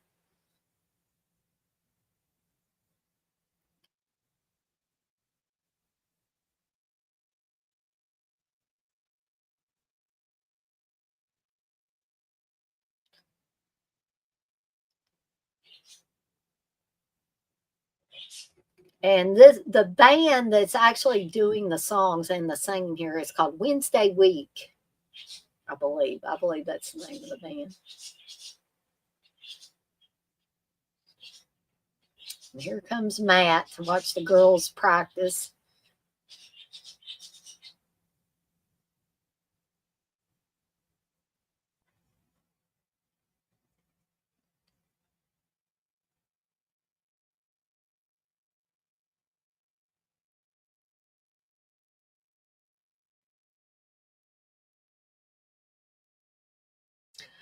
See, TJ has that real sharp eye. I don't ever remember seeing the poster for Wednesday Week. I'm going to have to go back and take a look at that. TJ, you say you can see a poster on Courtney's shelf in her room of Wednesday Week.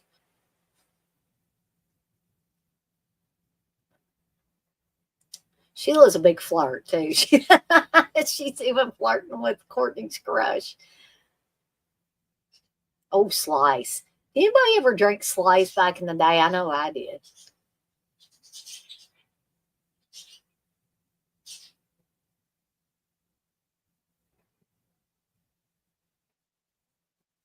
Those are humongous earrings. But I remember girls wearing earrings like that back in the day.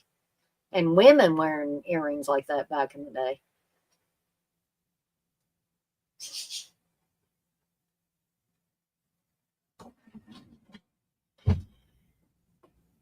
Excuse me, folks. The air quality has been terrible here in Louisville, so you may see me sneeze more than once. TJ, you said, love me orange slice. It was mandarin orange. Yes, yes, it was fantastic. Thank you, Blissful.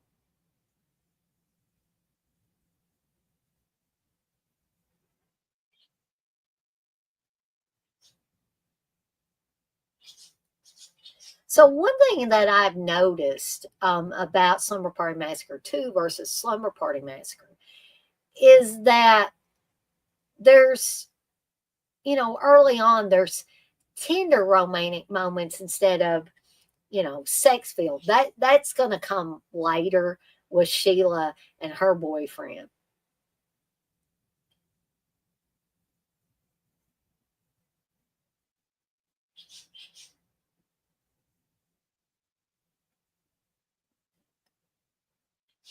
And you don't see that much in a lot of horror movies, especially these early 80s slasher films. You don't.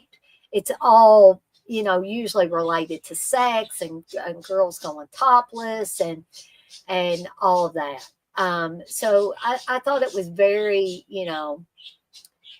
unusual, I guess I should say, that we had these tender moments early on.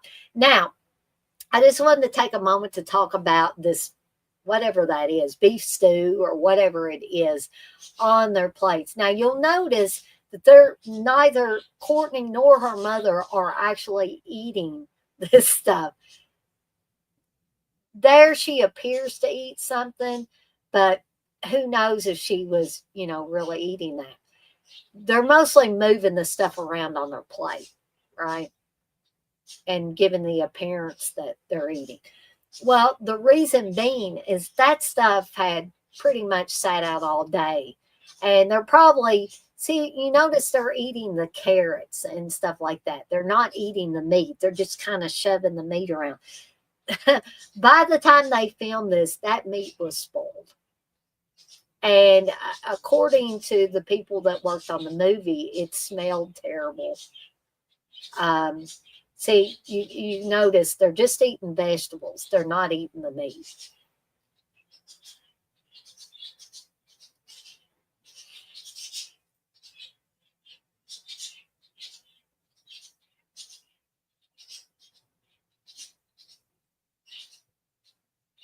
So here's a little note to young people. This is how you get your parents to, or at least your mom, to do what you want. You know, Courtney doesn't want to go to the mental hospital and see Valerie because we find out that Valerie, her older sister from the first film, who is not played by Robin Steele, um, wasn't able to cope with the events that had happened in Slumber Party Massacre, and so she's in a mental hospital. And Courtney's saying, "It's my birthday, Mom. I don't want to go to a mental hospital on my birthday. I want to go to Sheila's parents' house, and we're gonna practice and all this stuff." And so I don't know if dropping the plate was on purpose or not, but you put on that, I'm not meaning to tell young kids this, but hopefully there ain't too young kids are watching this.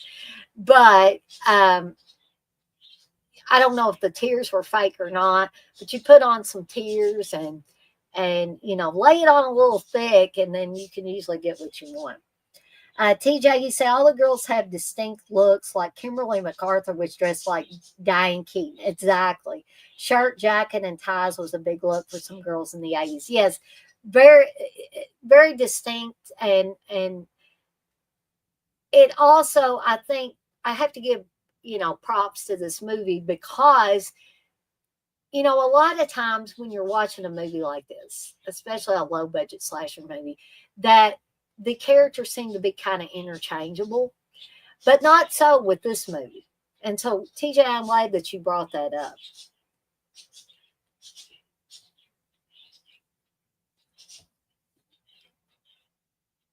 So, Courtney dreams a lot, or she remembers a lot of her dreams.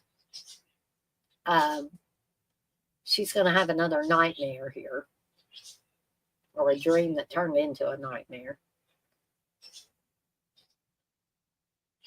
I always find that scene where Crystal Bernard's under the bed and it looks like she's got to pee real bad for some reason. It's like, I'm holding it in. Sorry, folks. I'll behave.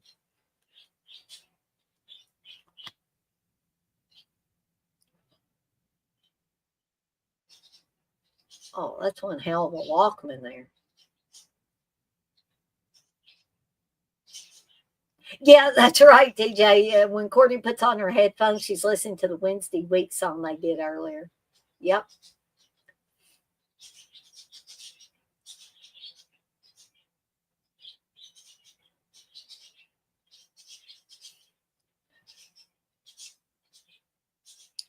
So, like I said, Robin Steele is not playing Valerie here. It's a different girl.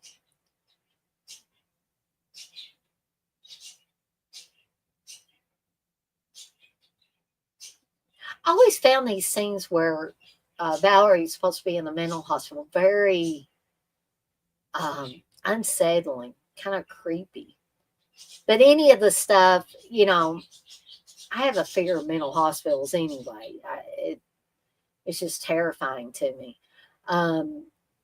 So anytime a movie will show scenes that are supposed to be in a mental hospital, they always make the mental hospitals look like the most unsanitary place that you could ever be in. Look at those walls and stuff.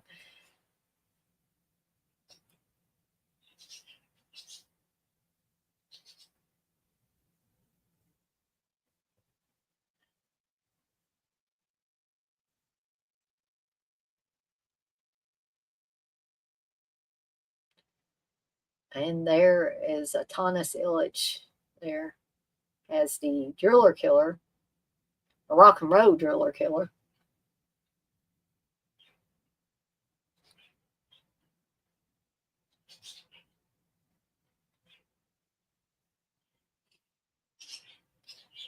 She looks like she's going to go to camp. She's going off to camp here with those shorts. But that's definitely 80s attire there with the fringe and stuff too on the shirt.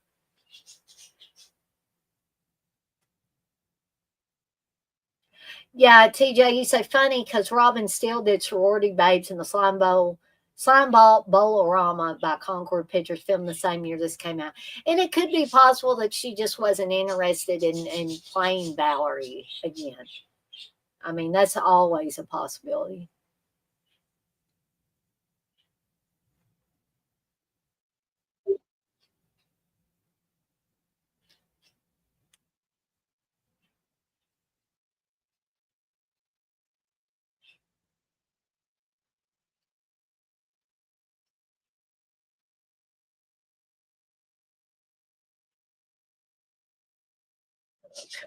I just got a message from Candace. She may or may not be on, but we'll continue on. Maybe when I have another one of these, Candace can join. Oh, I love Fringe too, Blissful. Yeah.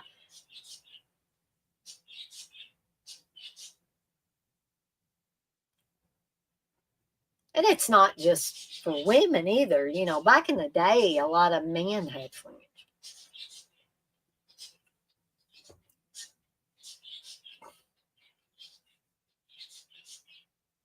So I'm thinking that Kimberly MacArthur's character, I'm thinking that she's the only one to know about Valerie and that Valerie's in the mental hospital. I'm assuming that the other two do not know and that Courtney doesn't want them to know. And perhaps Kimberly MacArthur, that her character has known Courtney longer. We get the idea that they've been friends for a really long time.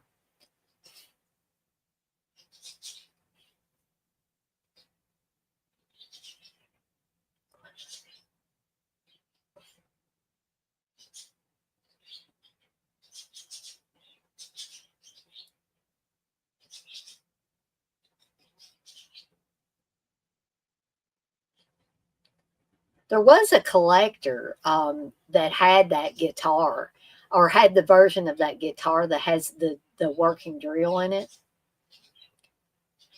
TJ, you say great soundtrack, very 80s. Too bad they didn't put one out. You can find some of the songs out there though. Oh, cool. I'm gonna have to look for the songs. Yeah, it is too bad that they didn't put a soundtrack out for this movie. And this movie, I don't know if I said it earlier, but this movie is a hell of a lot of fun. It's something that you can have a fun with. I mean, it was kind of a no brainer for me to have this as the second feature. Not only is it a slumber party type deal, and we want to have slumber party type movies, but I was like, this would be really fun. The first one is kind of a little bit darker. This one's got more humor to it. So I think it balances out having it that way.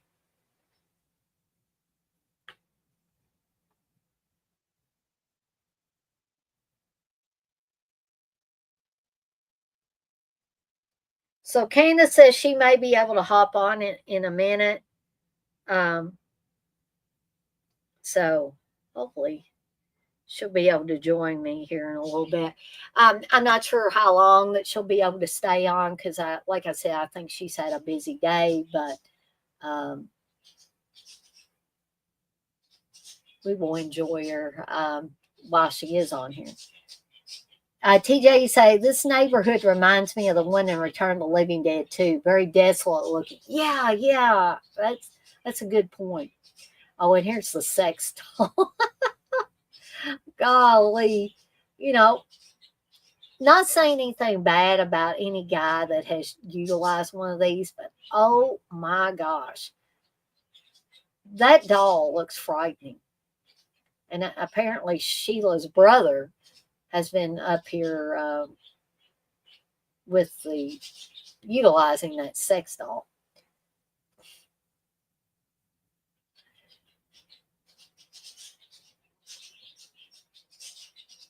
So Sheila's dad has a booze closet. I never heard of a booze closet, but maybe that's just made up. Okay. Now this is what I'm talking about when I talk about slumber party. I mean, these girls are having the ultimate junk food. Now, younger girls wouldn't be able to have that wine or champagne or whatever that is. Um,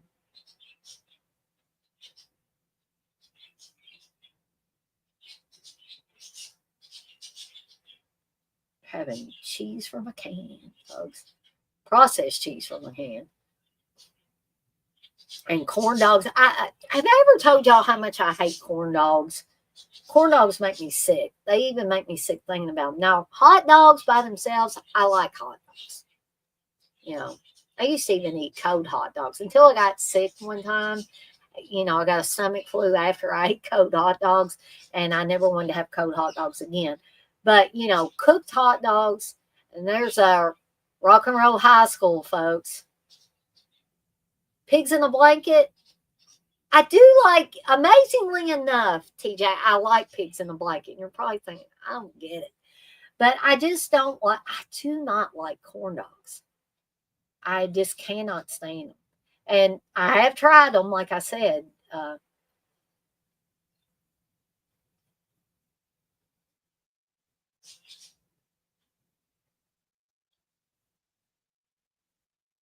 The song Hell's Cafe is playing. Yep, Hell's Cafe by Hell's Cafe. That's right. So here's the boyfriends, two of the boyfriends showing up. TJ and I'm forgetting what the other guy's name is. So you'll notice that Kimberly MacArthur does not remove her clothing in this, but you Juliet Cummins fans, you're gonna see her removing her shirt and her bra and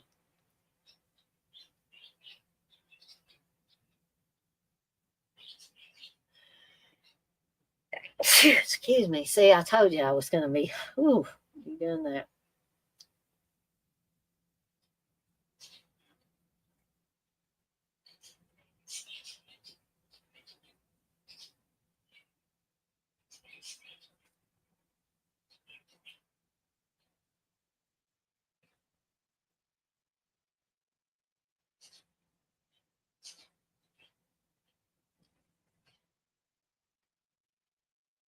What a waste of alcohol there, folks. But Sheila's probably thinking, it's my dad's. It doesn't matter.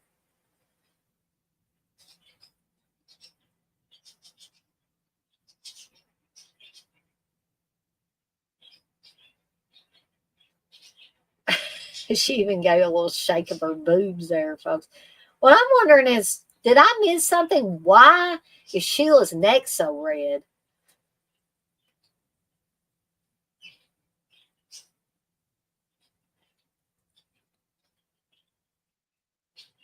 That's right, TJ. The guy that played TJ in this, he was in a few flicks like Pumpkinhead, Slaughterhouse, and Killer Workout. Yeah, I had forgot. You know, I haven't seen Pumpkinhead in a long time, but Slaughterhouse and Killer Workout. Come to think of it, I'm remembering him now.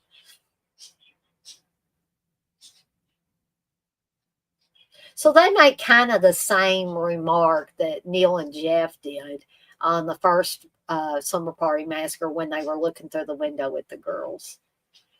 But you notice there that the Juliet Cummins is the only one that is completely topless, you know, with her breast showing.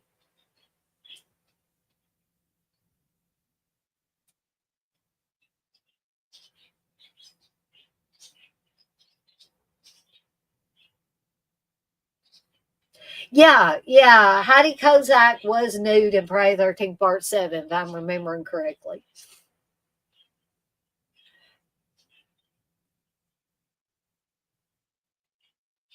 Because she went out in the lake before Jason got her. And she was talking to her boyfriend. She said, Russell, party for two.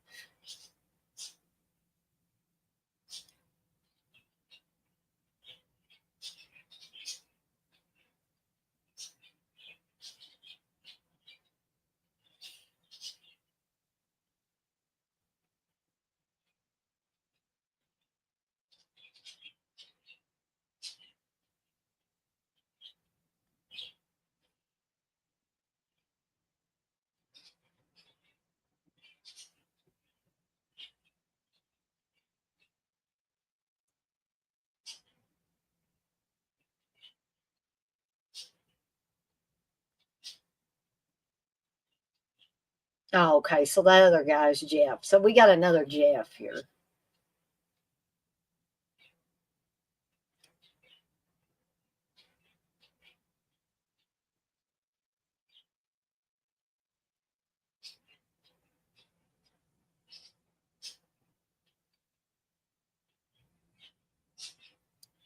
So remember when I said there was going to be some sex stuff? So poor Courtney can't even get any sleep because TJ and Sheila are getting it on.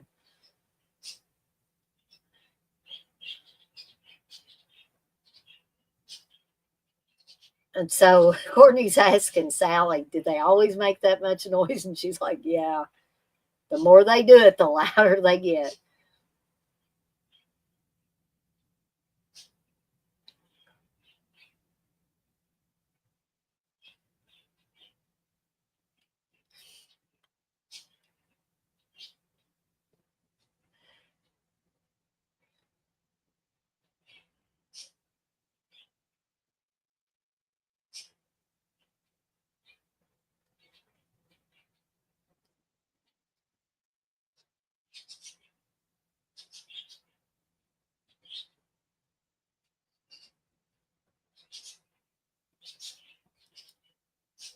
So this is a very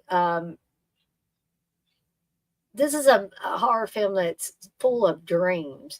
And I think it has been kind of compared to A Nightmare on Elm Street a little bit, because you're going to see here that all of a sudden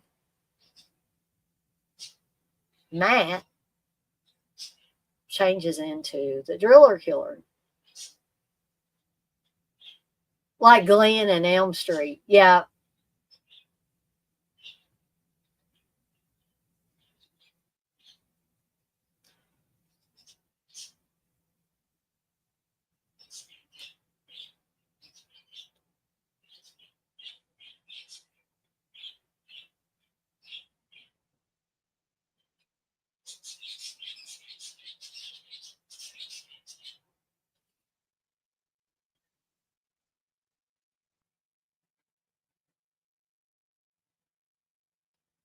So apparently Courtney sleepwalks during these nightmares.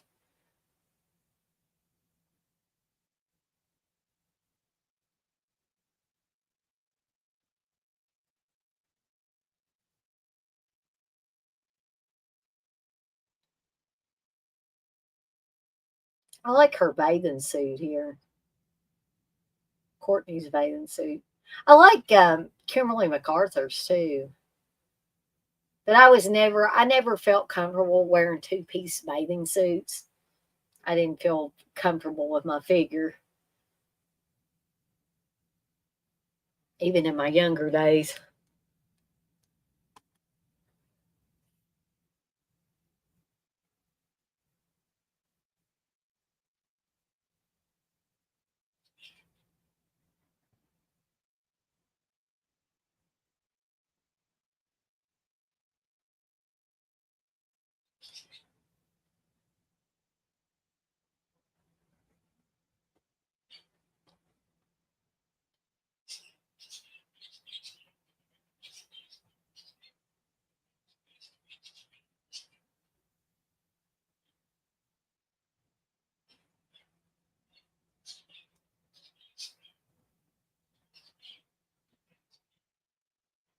red juice was it blood orange?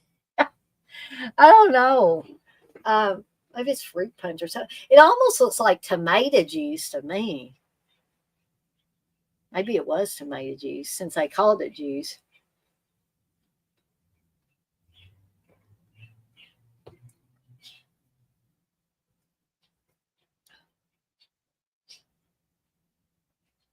So apparently you can put clothes on these sex dolls too.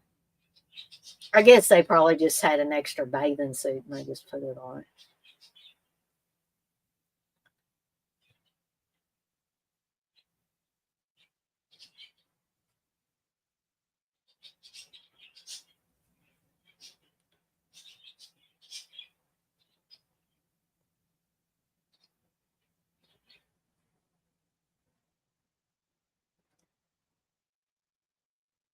No, don't let TJ fix you up here.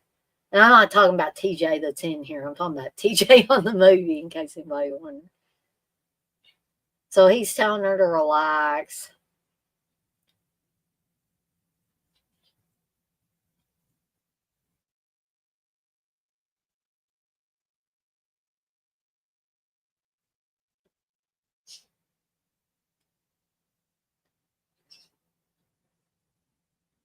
And Sheila's getting really mad. She says, TJ, get your hand off her boob.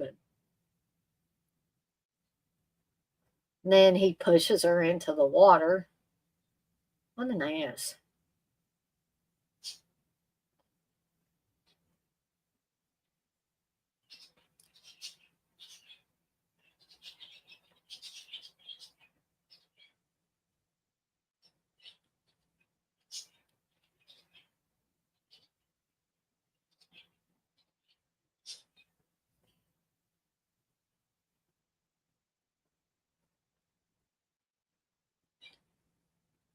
So she's obviously moving and stuff like that out.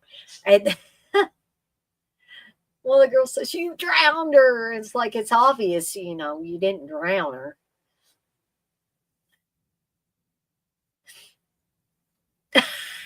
She's got narcolepsy.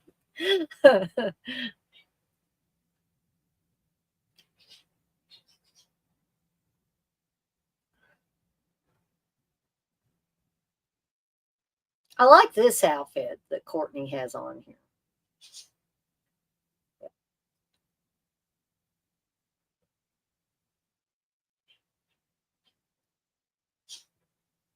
So listen to Sally talking about this pimple she has.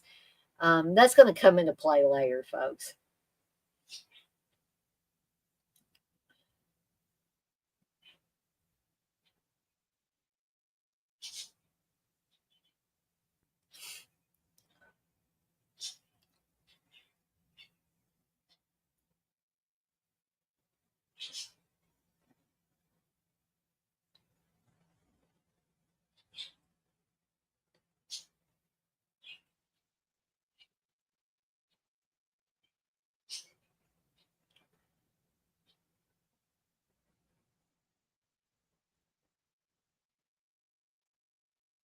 So this is the sex book that keeps coming out.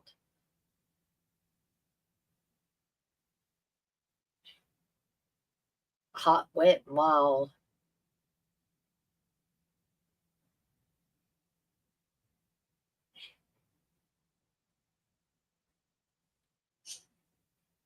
This is an example of bad writing, is what it is. Of course, that would not be the objective with a book of this type, would be great writing. Oh, no.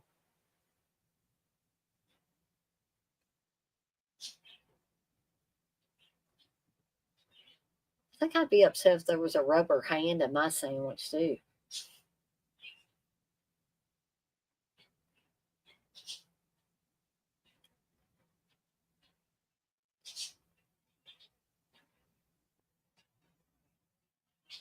So they, nobody else sees it, of course.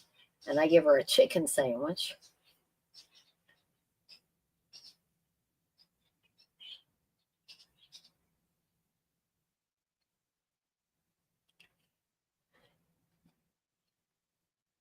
think that might be another can of slice that's on the floor there by the guys.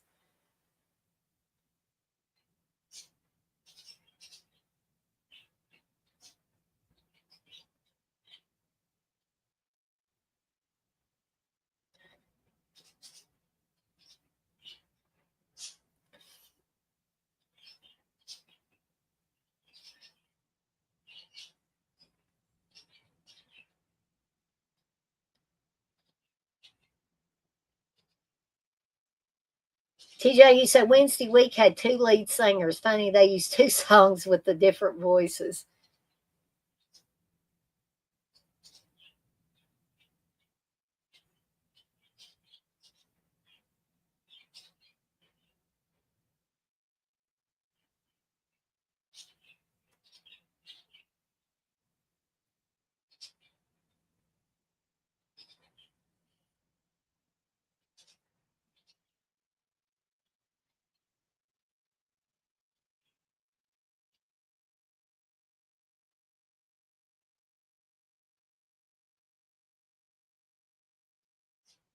So we're getting a kind of a collage of the girls singing interspersed with different scenes that are taking place. Yeah, I agree, TJ. You said they do look like they're really playing the instruments in this for the most part.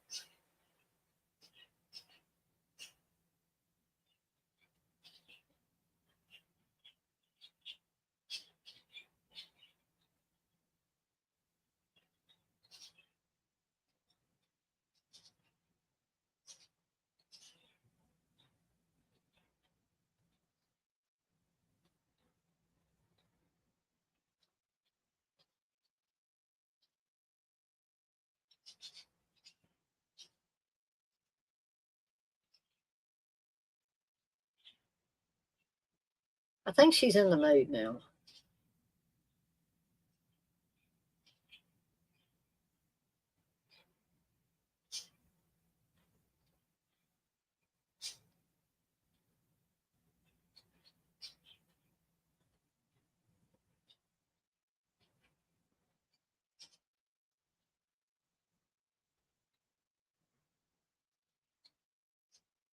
Oh no.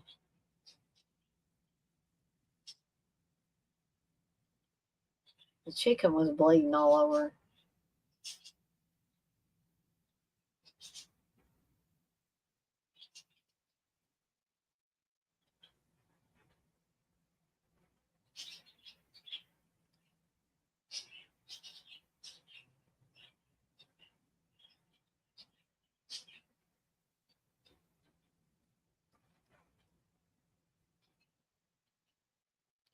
Slice and Diet Pepsi.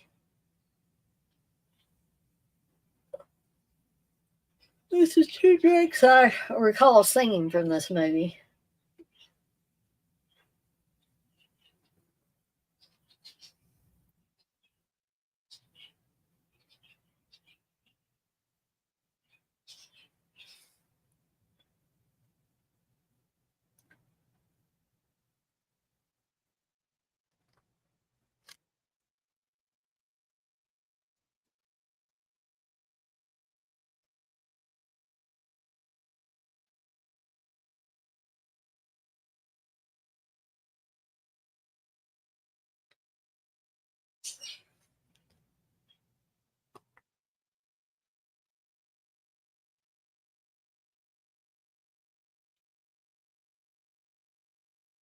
I'm sorry, folks, though. This is a terrible song that Sally is writing, in my opinion.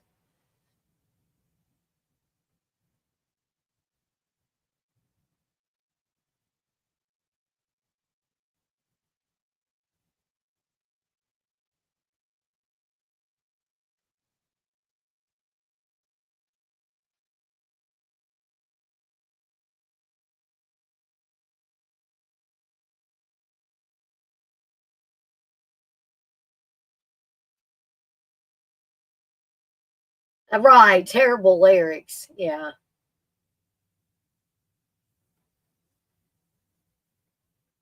Uh oh.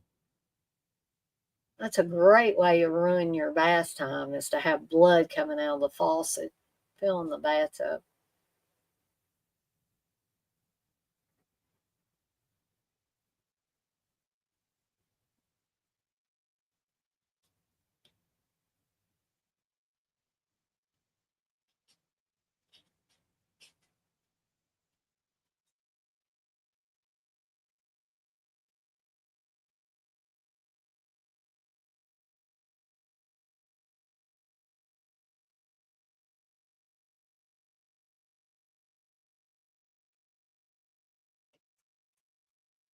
And of course, when Sally comes in there, there's just water running all over the place. Tomorrow's the 40th anniversary of Return of the Living Dead. Cool.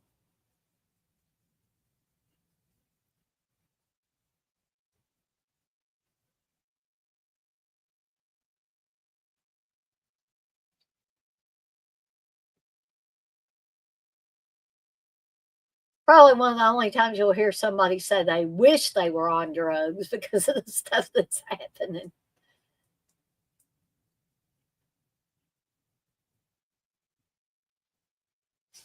So remember when she was talking about zits? Now she's talking about them again. And look at this. This is definitely Nightmare on Elm Street territory here. At least the later Nightmare on Elm Streets.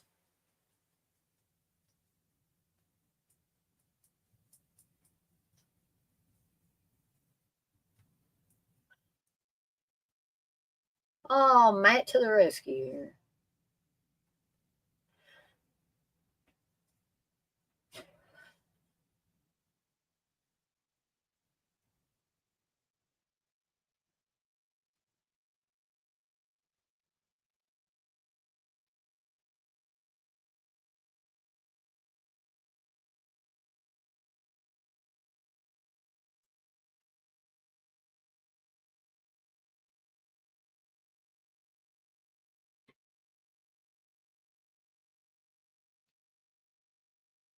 So TJ says, I think your sweetheart's been taking too many diet pills. This does have some classic lines in it. She is great at hysterical crying, TJ.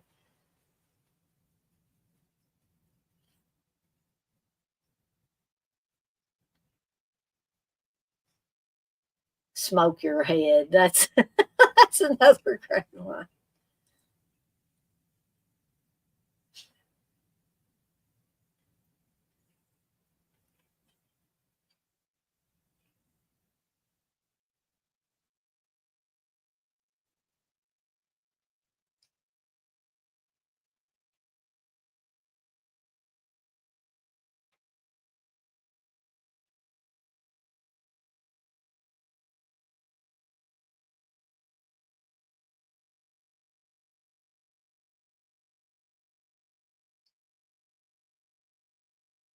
Yeah, I'm not sure. I don't know if it was like blood or what that was on his fingers.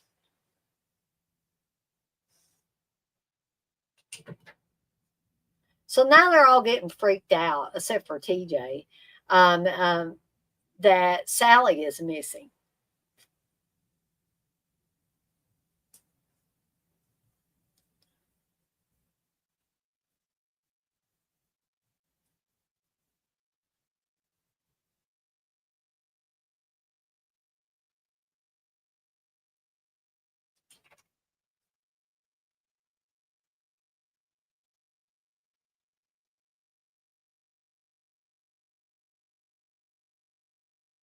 In the line, oh God, anybody got any tranks?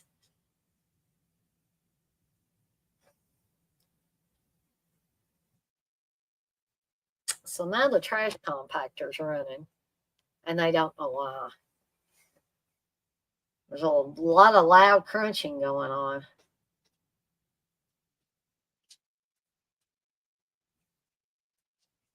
These cops are hilarious too.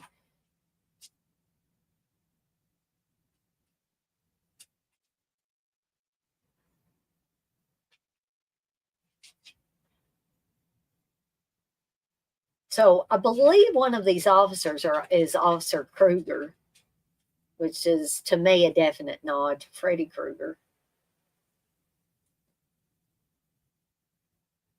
Yeah, that's right. Officer Kruger and Voorhees. So we got, oh no, Sally turned up again. TJ's like, go away. You're supposed to be dead.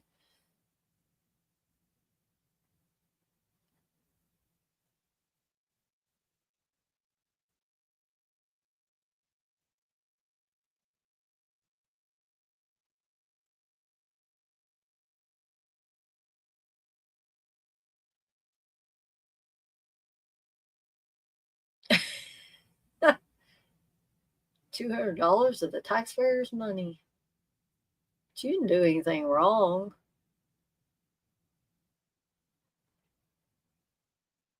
Sally Burns, hint, hint. Right.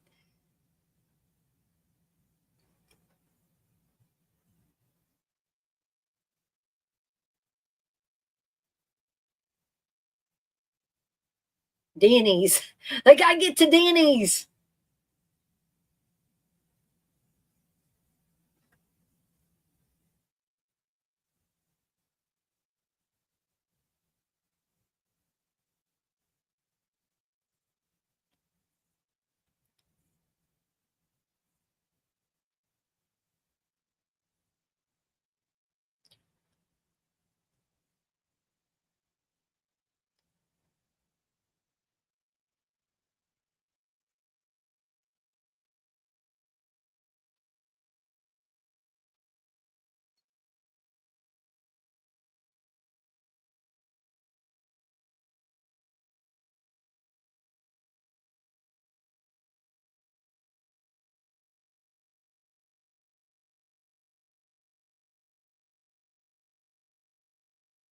So things are going to really kick into high gear here shortly.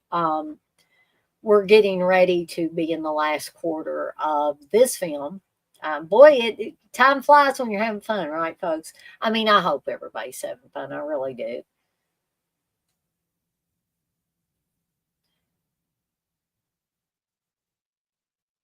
So I'm wondering if Matt brought this cake with him, or did he leave Courtney alone for a short time and go get one? Because obviously he didn't make that himself.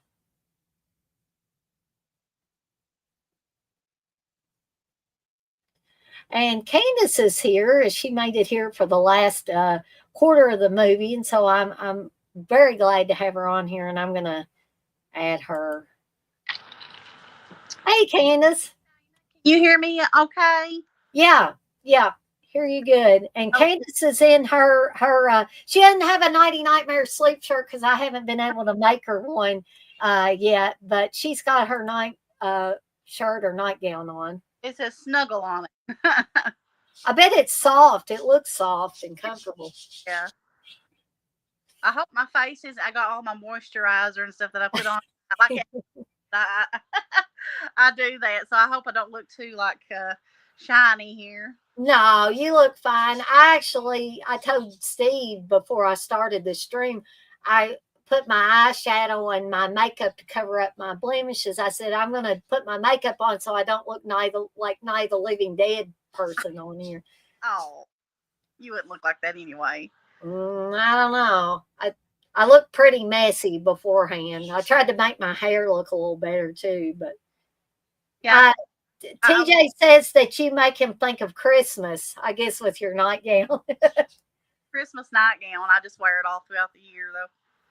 Like a tartan or whatever you want to call that. I like it. It's pretty. I hate to have to use my phone. That's okay. But yeah, I hated not to come on any sooner. But things just been busy and stuff. So I gotta hop on there just for a little bit. I might not be watching along, but hop on and talk about our slumber parties or something that we've had in the past or something. Yeah, yeah. I've been to my fair share of slumber parties in my younger years, and and Matt just got drilled there, folks. But I didn't ever have slumber parties when I was older. I went to slumber parties when I was like, I don't know, 12 maybe or so.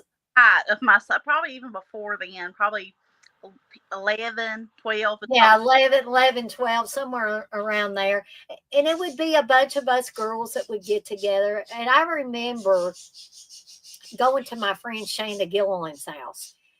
And it was a bunch of us girls from school. And I do remember there was this girl named Joy Wendell. She was a really sweet girl, but her family, I forget what religion they were, but she could watch TV if she was at someone else's house, but her family did not own a television.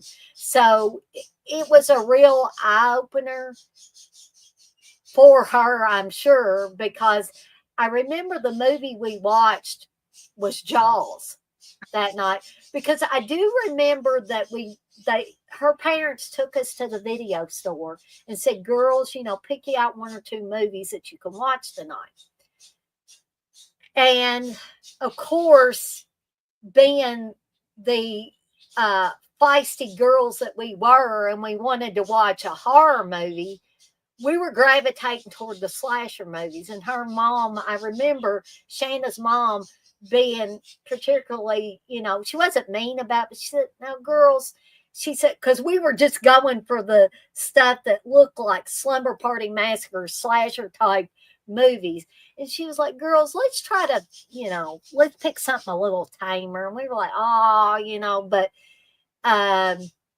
we ended up watching Jaws. And I remember Shanna's dad, George, he was a prankster, a big time prankster. But I loved her mom and dad so much, though.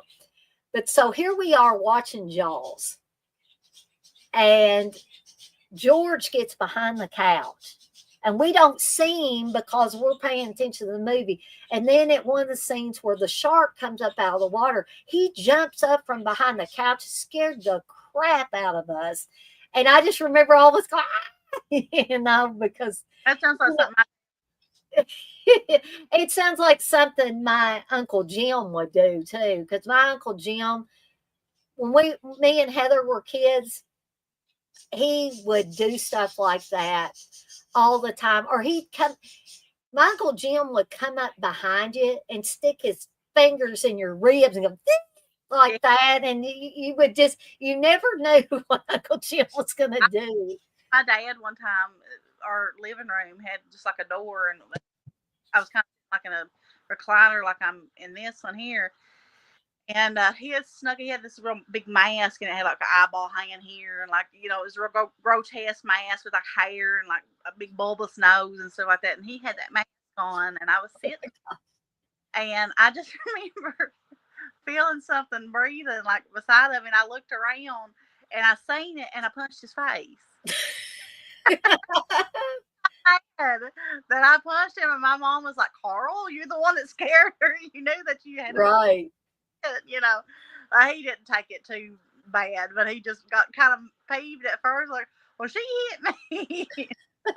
Mommy scared me today. He really scared me. I mean, it was like something that he would do.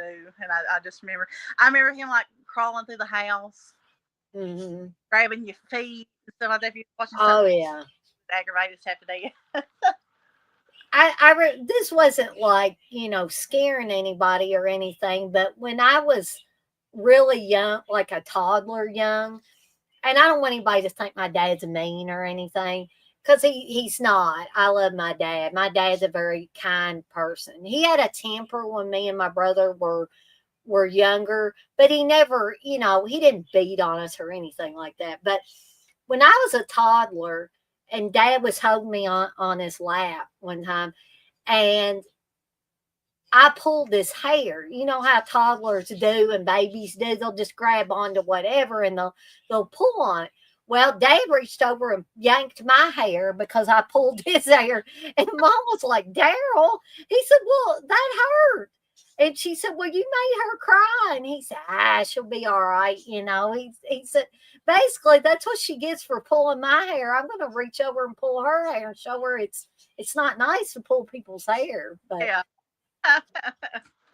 Ah, goodness, you know how that goes. Hey,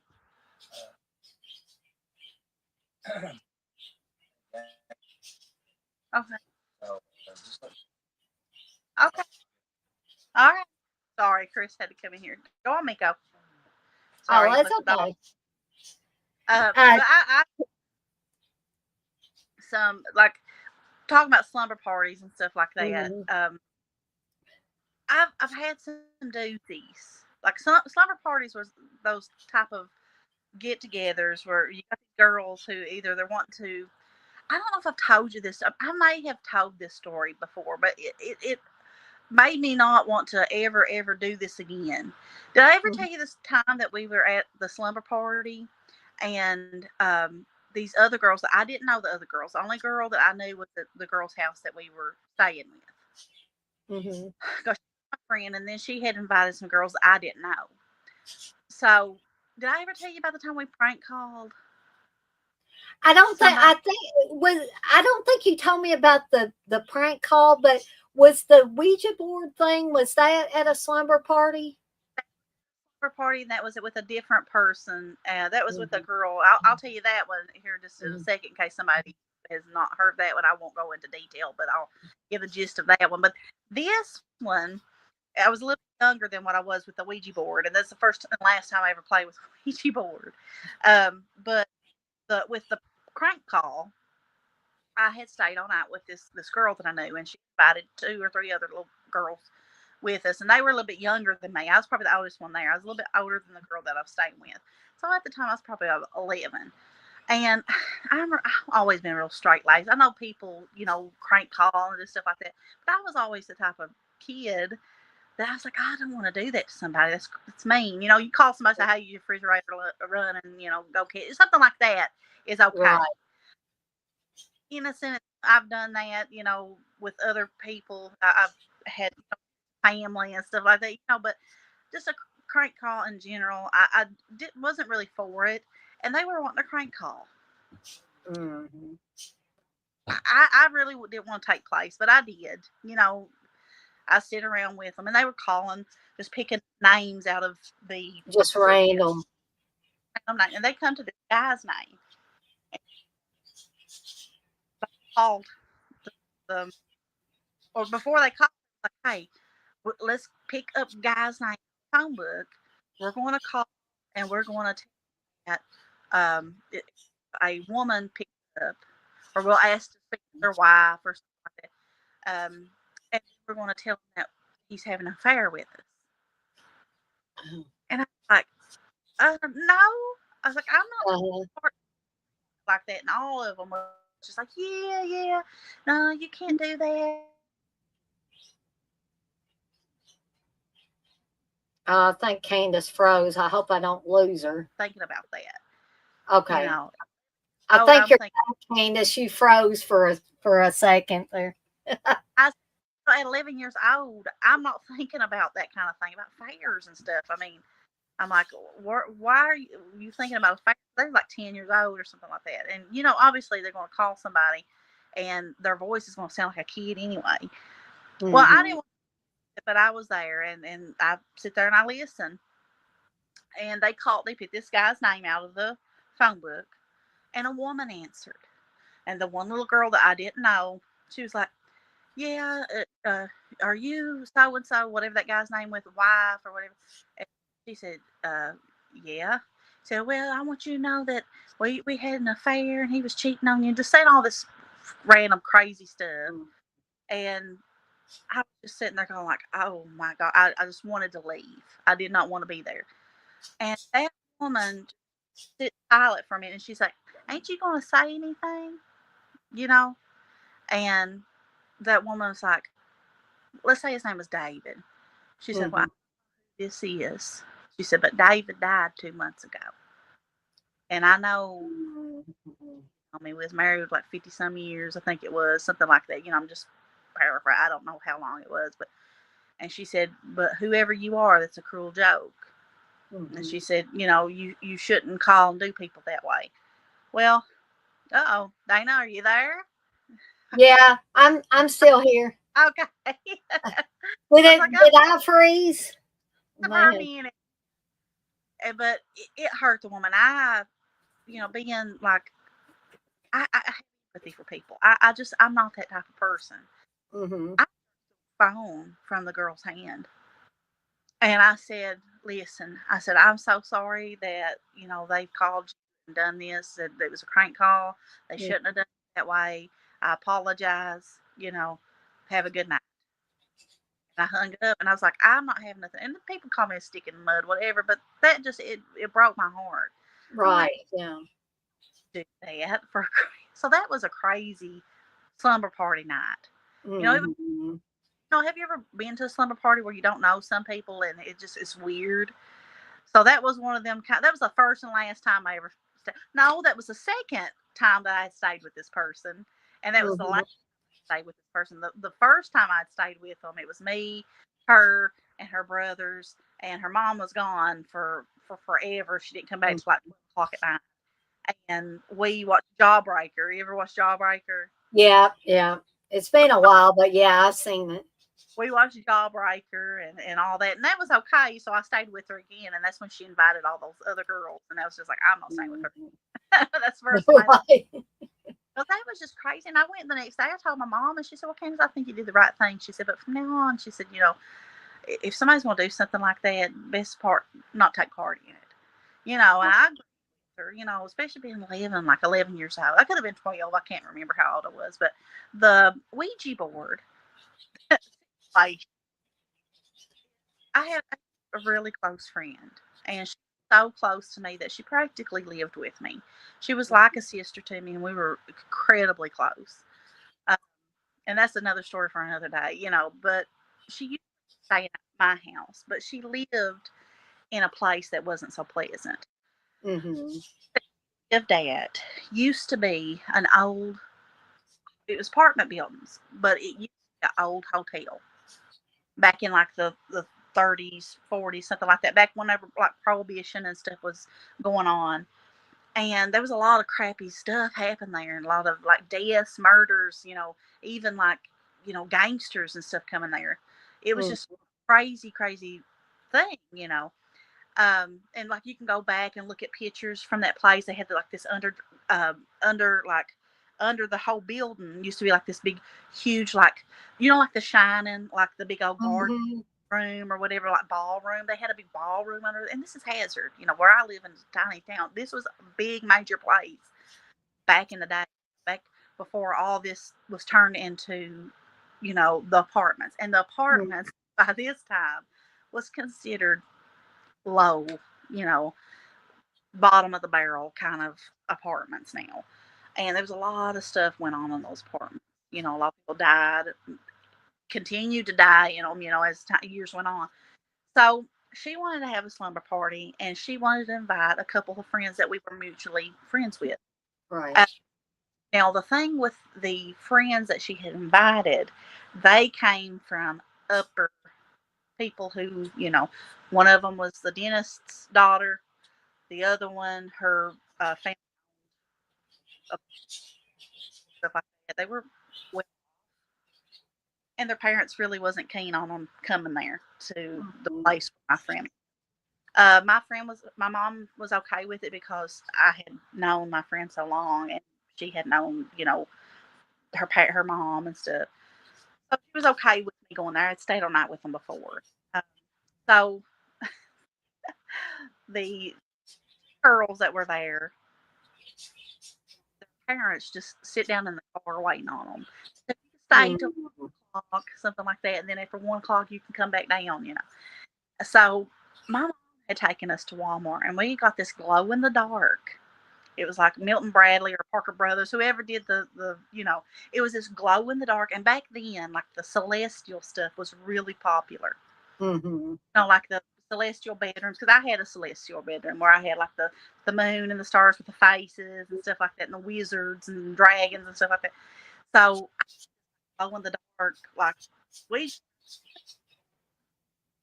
let's get it. And I didn't think my mom would let us get it, but she did. My mom let us get it. Well, I got one for my 13th birthday. Oh, really? Because, yeah, because I wanted one, a Parker Brothers one for my 13th birthday. And my mom said, okay, because she had played with Ouija boards when she was a kid, so she didn't think anything about it. know like really what it was, you know. So she just got it. You know, she'd heard of them. Hmm. As far as I like, well, play for the like knows now, you know, that they're not something that you really should be messing with, especially given Messing with you. know. But back then, it was didn't really know, and so it was the time when all that stuff was really popular. So we got that and we took it back to my friend's house, and she didn't have a door on her bedroom. She Hmm. had a sheet her where the door would be. She had it like stapled, probably thumbtacked it. And she had an air conditioner. It was like October now. She didn't need the air conditioner. It was unplugged in her bed.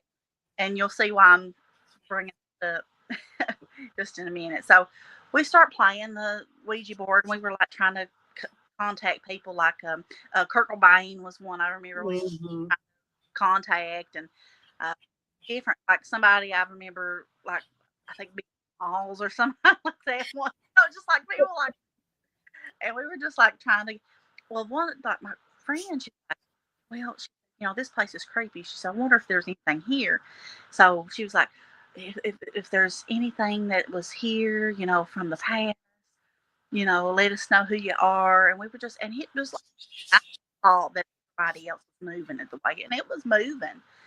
And Hmm. being oblivious at the time of like something, you, all of us collectively moving it, like, it was weird, but I wasn't really scared. Uh-huh. But what happened is it started just going crazy, like going around. It wasn't spelling anything out or anything like that, but it was just kind of going around erratically. And then it stopped, like we all went like to yes. And all of a sudden, and I will never forget this, all of a sudden, the loud crack, like a cracking sound, Hmm. sheet that was up on the door jerked off, and the air conditioner turned on that was unplugged. Hmm. And I was like freaking out, and we all heard the air conditioner come on. Like you could feel it. When the crack happened, it was like something just jerked the sheet off the door. Jumped up. We go all the way down the steps. Her mom's not there. It's late at night, probably about 12 something. Her mom is out doing something, and probably that she shouldn't have been doing. But anyway, that's besides the point. But we went down, and there was these two girls that were staying there. That was their moms talking to each other. It's like, what happened? And I was like, well, we was playing with the Ouija board, and the girls was telling them what, and they got furious. Hmm. They were like, what? We're leaving. They were just really upset that we Hmm. Ouija board. They were upset because they thought her mom was there. Her mom wasn't there. She Oh. like don't know where she had went, but she was there previously, but had stepped out. So that scared me to death. I told my friend, I said, I'm never doing this again. Don't ever mention a board ever again. I'm not doing it. So Hmm. I told her, I said, well, I'm gonna stay with you tonight, but I'm going back home. You can either stay home here or you can go back home with me. Because like I said, she basically lived with me. She never stayed home. She said, no, she said, I'm going to stay home, I think. I said, okay. So we went to sleep. Next day I went home. She stayed home. Well, I get Hmm. a knock on the door, and it's her the next day, like after, like she spent a night at home by herself. She said, I am not going back home. I said, why? She said, whenever you left me, I had to stay home, by myself. She said, I woke up and there was a man standing at the foot of my bed, my door. Hmm. I said, so what, something or not, I'm telling you what I seen. Hmm. Somebody at that door to pull that, and I know we all heard the air conditioner come on. And you could feel it. And there was a like crack. I like a tree is what it sounded like to me. Like you ever heard like a tree cracking and falling? Hmm. Exactly. So I'm like, what's going on? So that was the weirdest. I pulled the Ouija board again. That was the Right. first. Brought it to my. No, you keep it. I said, you take Right. Yeah. Don't bring that thing back. on it. And I told my mom, I said, we don't want this. She said, well, let's just throw it out.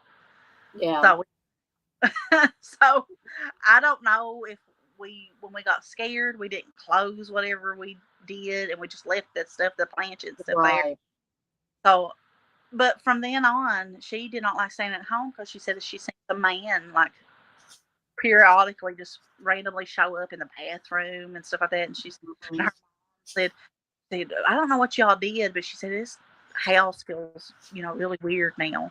So Mm. they ended up moving to another apartment in the same place. Um, and I don't know if it followed them or what. I never, that was kind of towards the end of our friendship, you know. So I don't know what happened after that. But I didn't want a part of it. So that's my Yeah. weird little stories, I guess.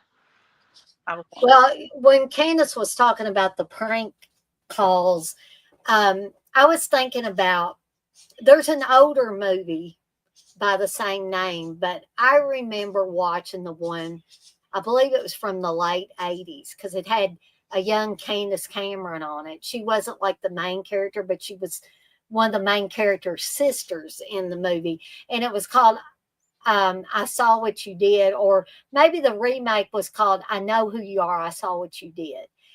And so this kind of wilder girl comes and stays the night with another girl who's, I think it was Shawnee Smith was the girl that was kind of more straight laced, and the I can't remember the actress that played the wilder girl, but she comes and stays overnight with Shawnee Smith's character, and Candace Cameron played Shawnee Smith's younger sister. But anyway, they decide, or the wilder girl decides she's gonna, prank call somebody, and when they prank call them, they say, I know who you are. I saw what you did.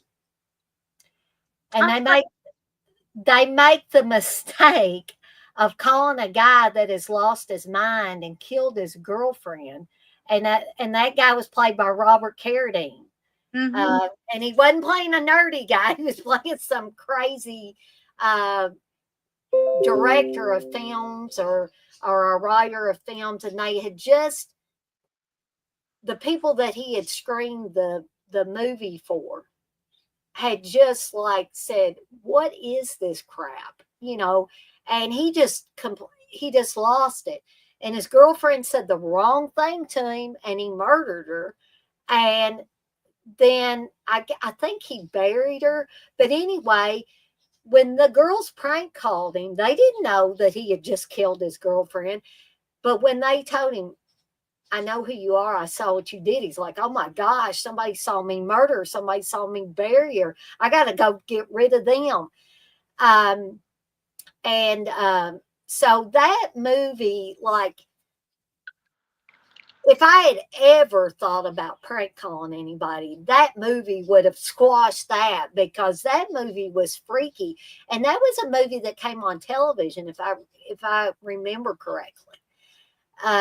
It scared the shit out of me. I'm sorry to say it that way, but it did. I mean, it literally, there are certain made for TV movies that to me are scarier than any of the rated R movies that I've watched over the years, because they got to do something to scare you, because they can't have all that gore and stuff like that a rated R movie would be. That movie unnerved me. And there's another movie, Don't Go to Sleep, that unnerved me as a kid, and it still kind of unnerves me now if I watch it. Um, Not as much as it did when I was a kid, but it's all about a girl who, her older sister died in a car accident the year before the family moves to a new house, and they're trying to start their life over and stuff like that, because Dennis Weaver plays the dad, and he obviously has some issues with alcohol. And when Jennifer, the older sister, got killed in the car accident, they had the car accident because the father was drinking. So there's a lot of guilt in the family. So we see over the course of the film that what really led to Jennifer's death was not actually the car accident. It was the fact that Mary, the younger sister, had gotten upset and hurt because Jennifer always seemed to be the favorite. Grandma loved Jennifer. Everything was centered around Jennifer. But we see that Jennifer was a little bit of a brat when they go back and they show scenes.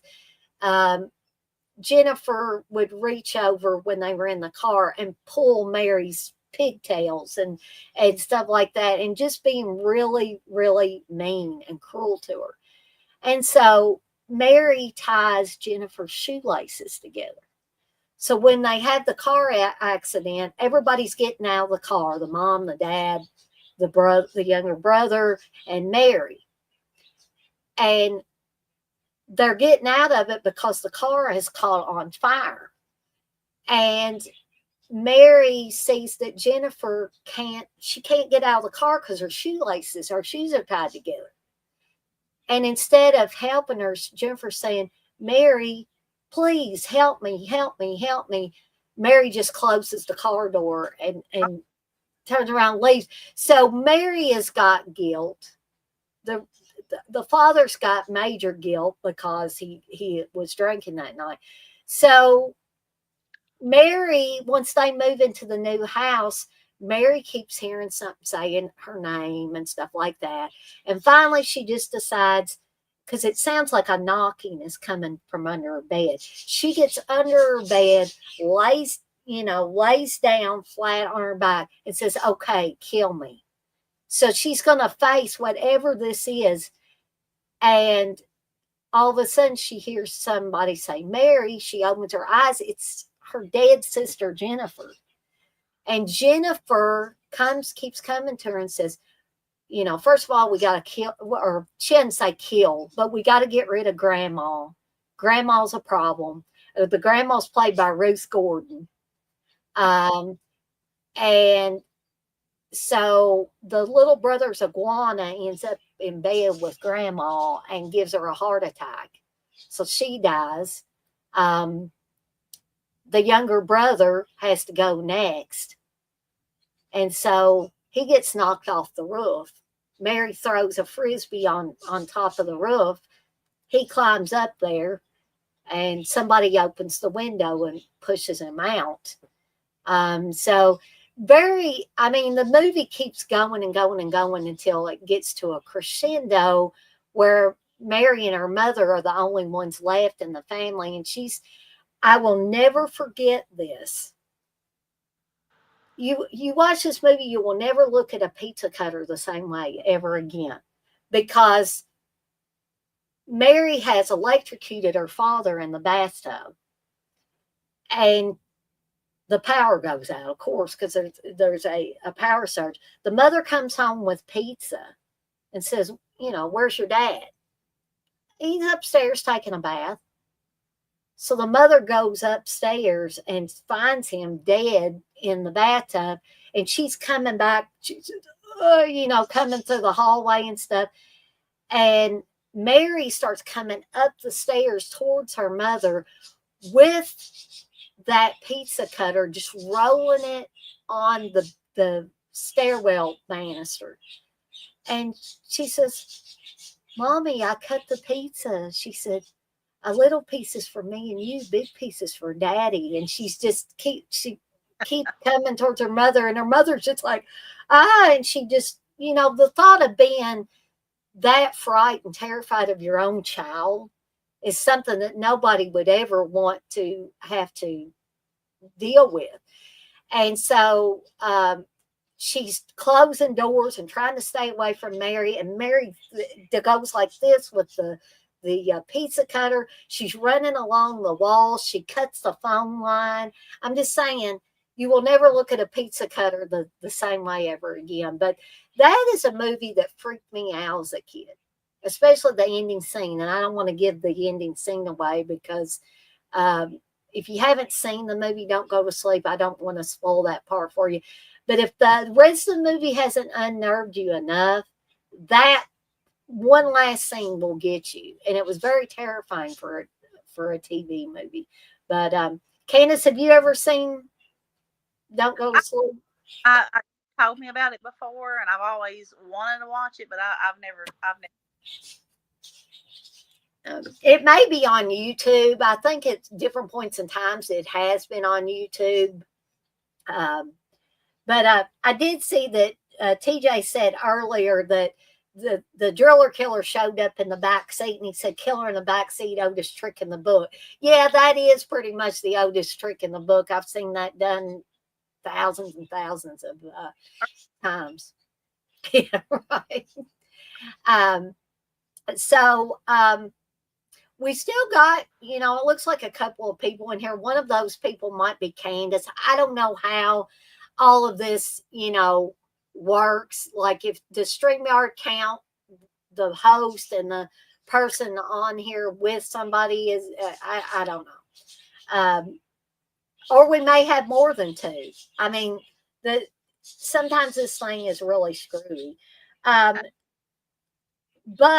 I did want Candace to feel like she could be on here as long as she wanted. So, Candace, is there anything else you wanted to bring up before we tied things up? No, I just wanted to hop on here real quick. I wish I could have done the whole thing with you. I wish I could have been Oh, on. well, that's okay. I just want to show up at least and try to just be on here just a little bit. I figured that I would talk a little bit about those, Yeah, that was good. I like that. Because, nobody else was really talking about slumber parties in general. I think it was mostly Shelby was in here, and I thought she was gonna Shelby Poling. Shelby, I'm sorry if I'm pronouncing your name incorrectly, your last name, but she came in backstage, and I saw her for a split second, but I don't know if she clicked on the link accidentally. But she went away, and I didn't see her again, so I assumed, well, maybe she decided that I don't want to be on there, or I sent her a message when she was backstage. I said, "Hey Shelby, I just wanted to make sure that you really wanted to be added before I click and I add you, because I don't want anybody to freak out and say, oh my gosh, she added me, I don't want to be on here." But then she went away, and I didn't hear from her again, so I get sleepy around this time. You know how that goes. So. Oh, that's okay. That's okay. So there was something, and it just went, my brain is mush. There was something I think I was going to ask Candace, and it just went totally out of my mind. I think what I was going to bring up actually was, I don't know when I'll do one of these again, but when I do it, I'm going to try to stick with the slumber party theme, but eventually it's probably going to have to get out of that realm the more and more I do of these. But we'll watch some, slasher types of films or something like that, something that older girls would probably, not 12 and 13-year-old girls or 11-year-old girls, but older girls, if they had a slumber party, they would be watching. I mean, Offerings is a movie where there are two girls, that one girl is spending the night with another girl while her parents are away. So, there's other types of movies that might be stretching the slumber party thing a little bit, but, I'll make it work. So, like, you would watch slumber parties and stuff like that. Yeah, yeah. I was always watching, like, the slasher type, movies and stuff, so I mean, you can just cover movies that you think that people watched at slumber party, or that would be a good slumber party, right? Exactly. It's like camp movies and stuff like that. I know it's not really slumber party, but we watched a lot of those like camp slash films. Oh yeah! Oh my gosh! Yeah. Stuff like that. We would watch a lot of those movies whenever I was young, a kid, and we'd stay around because that's just what I guess scared us the most was these killers that were like real people, but they were like coming like I remember the burning and Oh like yeah. stuff like that we'd watch, and it was scary, Yeah, and scary. even, some of the real early Nightmare on Elm Street movies before, ki I mean, the other ones where Freddy got funny and was doing the one-liners and stuff would still be okay, but I'm talking about Dark Freddy, Dangerous Freddy, the You know, yeah, 1 through 3, and even into 4 maybe. one that scared me as a kid, and it was the very first one I ever allowed myself to watch because because Freddy scared me more than anybody. I'd seen all the Jason, the Friday 13th stuff like that. But the one that really scared me, and it just could come out. What I forget what year this came out, but I was real little, and I remember I finally allowed myself to watch it, and it was New Nightmare. Yeah, now New Nightmare went back to I feel like New Nightmare went back to the roots, Yeah, like it was back scary. to the scary, dark, you know, no nonsense Freddy. I allowed you to see Robert as himself Yeah. there.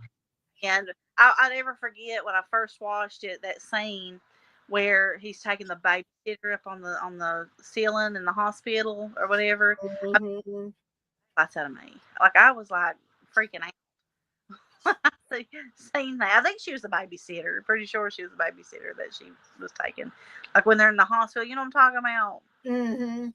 Yeah, that scene. I was just like, that's crazy. This is the craziest stuff I've ever seen in my life. And then, I learned to love the Friday the 13th. Now the ones that really scared me as a kid, I mean, Jason scared me, but I always thought Michael Myers was super creepy. The Halloween films and stuff because they're not they're not um, slumber party movies, but Mhm. it's like that high school type, fall scene where you're dealing with teenagers and you Right. know coming to your house late at night and murdering you. So You're right, exactly. it always fit well with the slumber party, type thing. Uh, Mhm. but I've got just a few percent on my phone, and I hope it don't. So Ri I just, Okay. Well, we'll go ahead and tie this up, but I wanna thank Candace for coming on here with me when she could, first of all, and I wanna thank everybody that was in the chat tonight, TJ and Shelby, and the poet was here earlier. Blissful made an appearance a little bit earlier. Um, Gory Tiger was in here a little bit earlier. X-Ray was in here earlier. So, quite a few people that came in, and I really appreciate that. I love doing these in any event, but it really makes it all worth it when there's people in here interacting and stuff like that.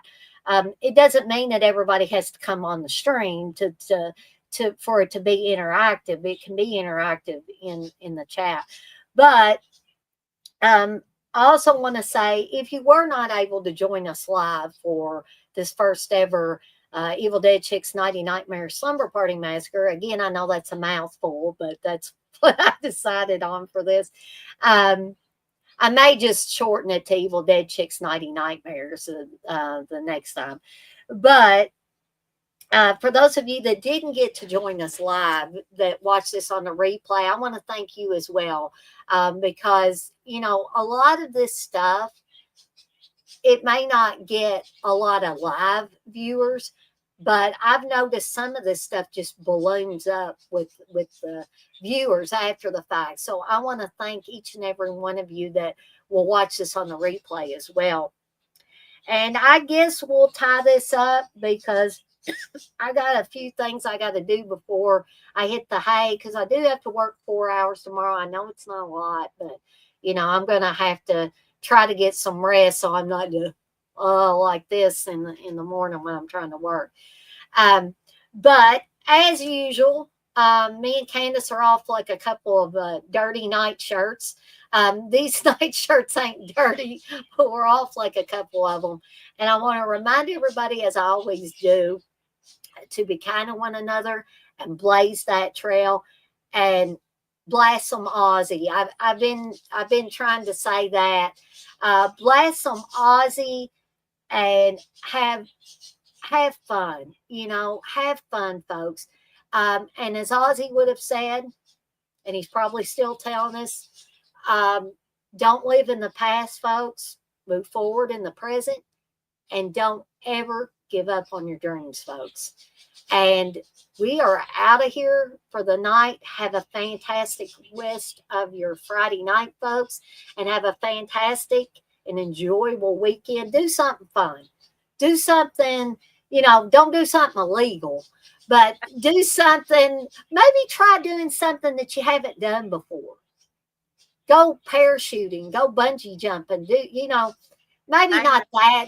not that extreme, but try something that you haven't before. And I guarantee, if you've been down in the doldrums, I guarantee that'll make you feel better. Okay. So we are out of here, but we'll see everybody next time. Have a great night, folks.